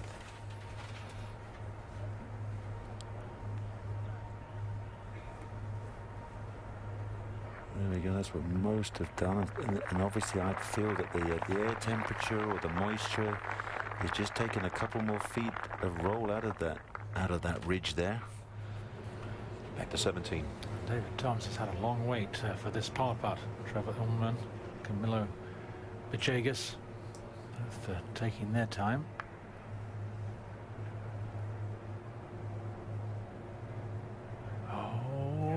as if it was going to hang to the right, but it's a save. And stays 2 under par. Going well. Mentioned, missed the last 3 cuts at the Masters. And we'll go again to the 18th. And Brett Quigley. And as it has been noted, what a thrilling week it's been. He was on the 11th hole the other day when he learned his wife had gone into labor. Flew home for the birth of Lillian Sage Augusta Quigley. I wonder why. And he's all in green today. How wonderful. Congratulations. What a wonderful emotional ride to go from a birth to back to Augusta. And this for a birdie.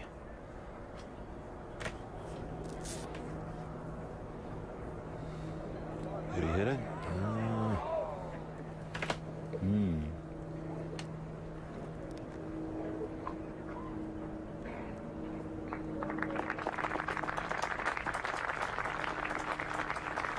Well, we met with the superintendent early in the week, and he talked about how the golf course does respond so much to temperature, and with the upcoming very cool weekend and dry humidity, how the golf course will firm up, and there's a difference that's making a difference right now, Jim. Tom's back on the tee. Cold temperatures, fast conditions, hard greens. What kind of players that favor? One with great nerve, because the touch is sort of been magnified more and more.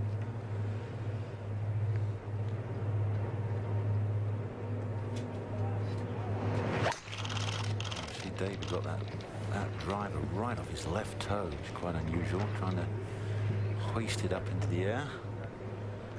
Favors that left side. David won his major 2.5 hours away at Atlanta Athletic Club, the 2001 PGA. And he certainly showed a lot of nerve down the stretch of that one. Snatched it away from Phil Mickelson with a great par at the last hole here at Tanahara a moment ago. This was for a bogey.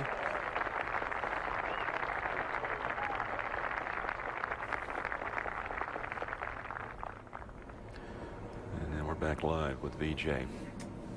This for a par. This would match Tiger's round of 73. And with it not quite rolling down that extra 2 or 3 feet, we've seen a couple of putts from there being very, very straight.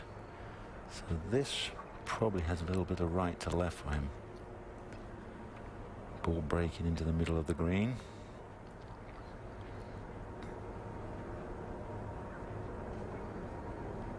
Yeah, there you go, dead center. You know, since he won here in 2000, Nick,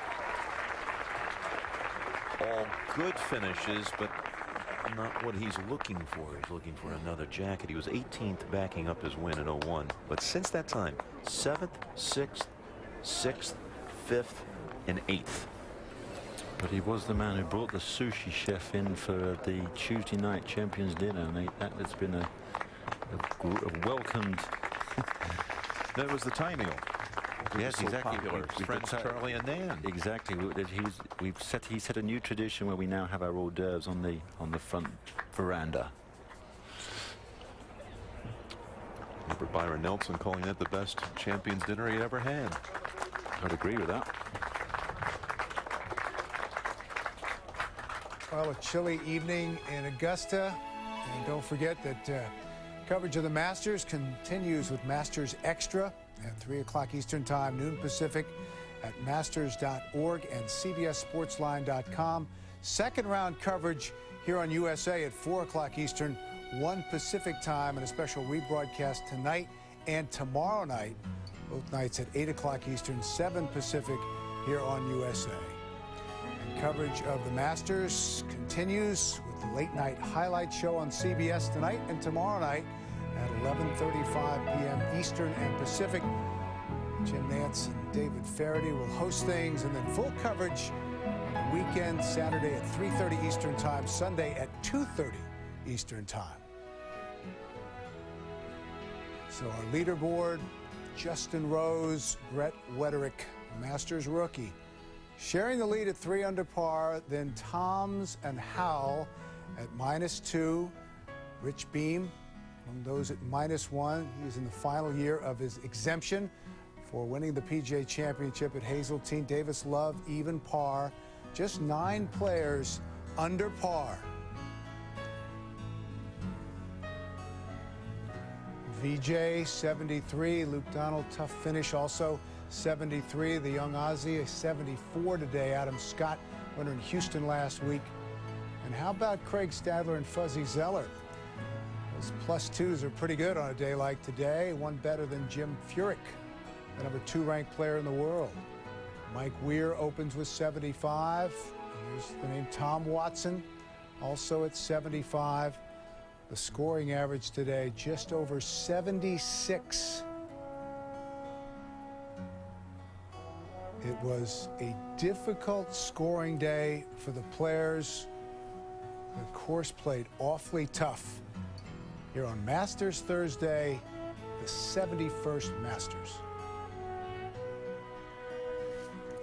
The highest opening round by a player who has gone on to win the Masters was 75. Craig Stadler back in 1982.